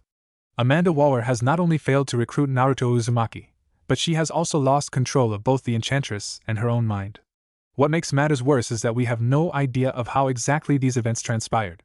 Rick Flag and Waller were the only survivors of the ordeal. Rick had his memories of the events wiped clean and Waller is now certifiably insane. She won't be of much help. General Lane explained to his compatriots. I suppose the first question to ask is if there is any hope for Waller to fully regain her sanity? Colonel Steve Trevor asked with concern. If it were any other person, no. But this is Amanda Waller. That woman is the devil in human form. She'll be back to normal within a month tops. The problem is that we will be blind to Naruto Uzumaki and Enchantress's plans for a whole month. That isn't a very favorable situation, especially in light of the fact that Enchantress has fiddled with Waller's mind. We have to assume that she and Naruto, if they are indeed working together, know everything that Waller knew, everything, including us. General Lane said gravely. So you're saying that planetary security is compromised? We have to reboot everything and everyone and start from scratch? That could take forever. General Wade Eiling exclaimed. It doesn't seem like we have much of a choice. General Swanwick said contemplatively. Perhaps. However, I believe you have an important role to play here, General Swanwick.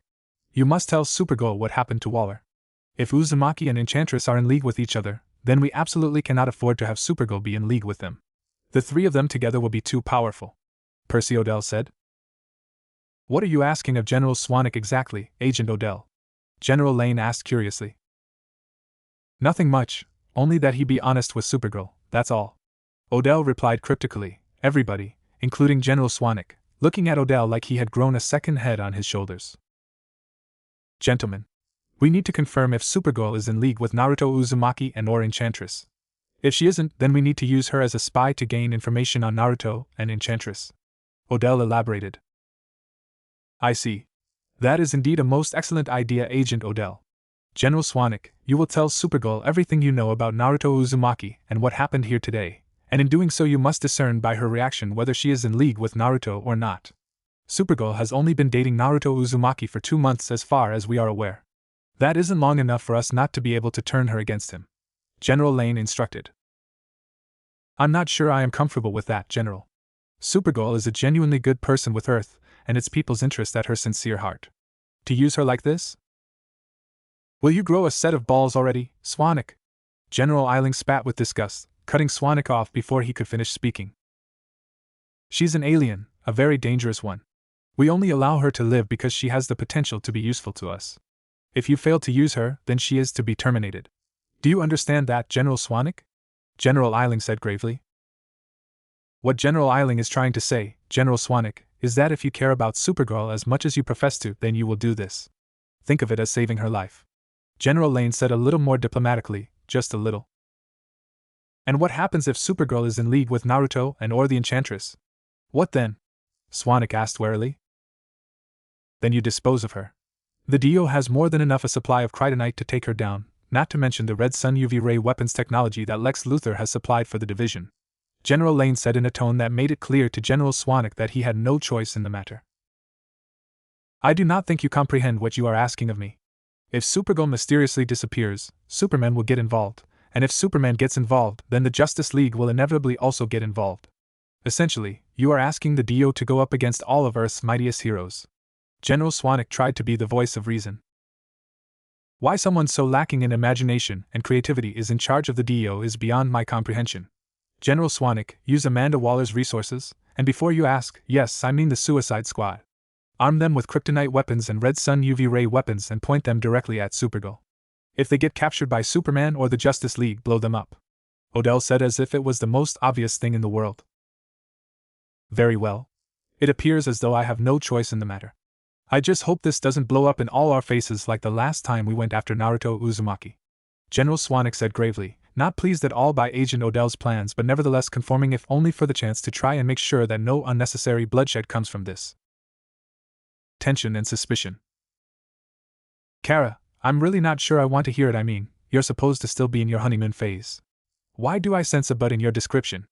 Everything is supposed to be all roses and flowers. Alex Danvers, Kara Zor-El's sister, said worriedly.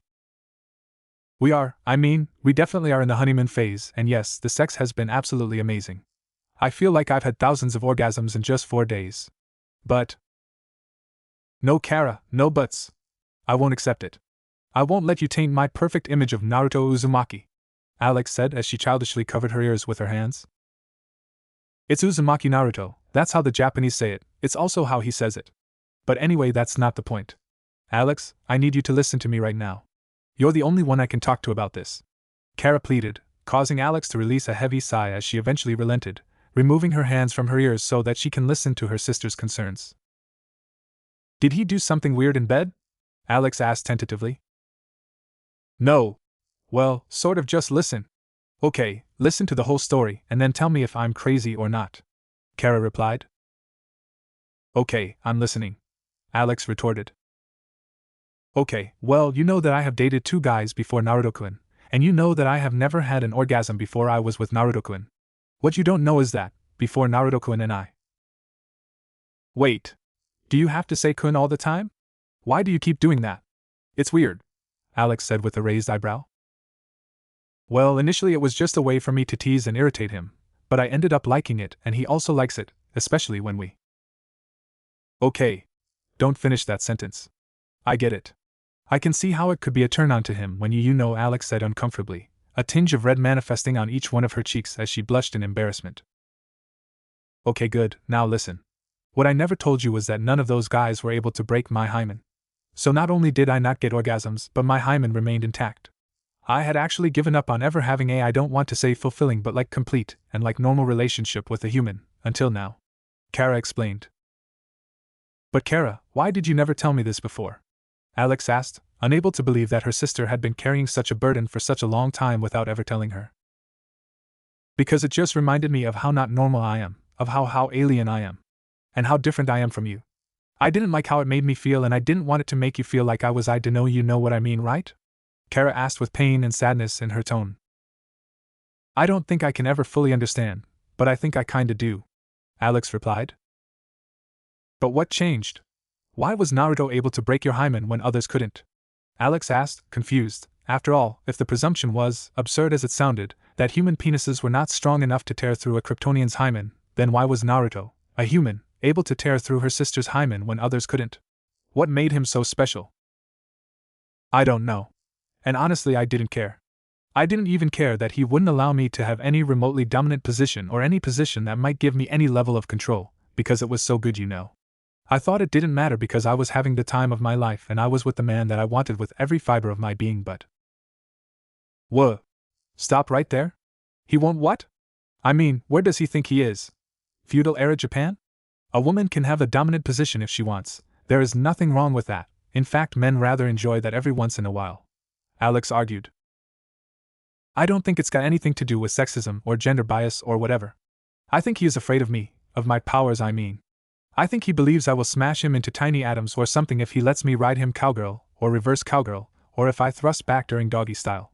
He just wants me to lay there and kneel there and let him do all the work just to be safe, I think. Kara tried to explain as she grabbed her cup of coffee, Alex having just finished making a cup each for the two of them, the two sisters walking together as they sat on the couches on Alex's lounge. The thought honestly never even crossed my mind. I mean, you are harder than steel and are arguably the second strongest being on the planet. You could literally turn him into minced meat with a single thrust of the hip. I know you wouldn't actually do it under normal circumstances, but can you maintain full control of your powers every time you have an orgasm or every time you are even just approaching orgasm? Alex asked with concern. I don't know. Like I said, Naruto-kun has exerted full control and dominion over every single one of our sexual exploits. All I've been doing so far has been to just lay on the bed or kneel and take it. But giving it can be just as good as taking it. Does my power mean that I can never give it? Will I always have to just lay there and take it? Kara said in despair. Not necessarily. If the love you share with each other is real and true, then maybe you can tell him the truth about who you are one day.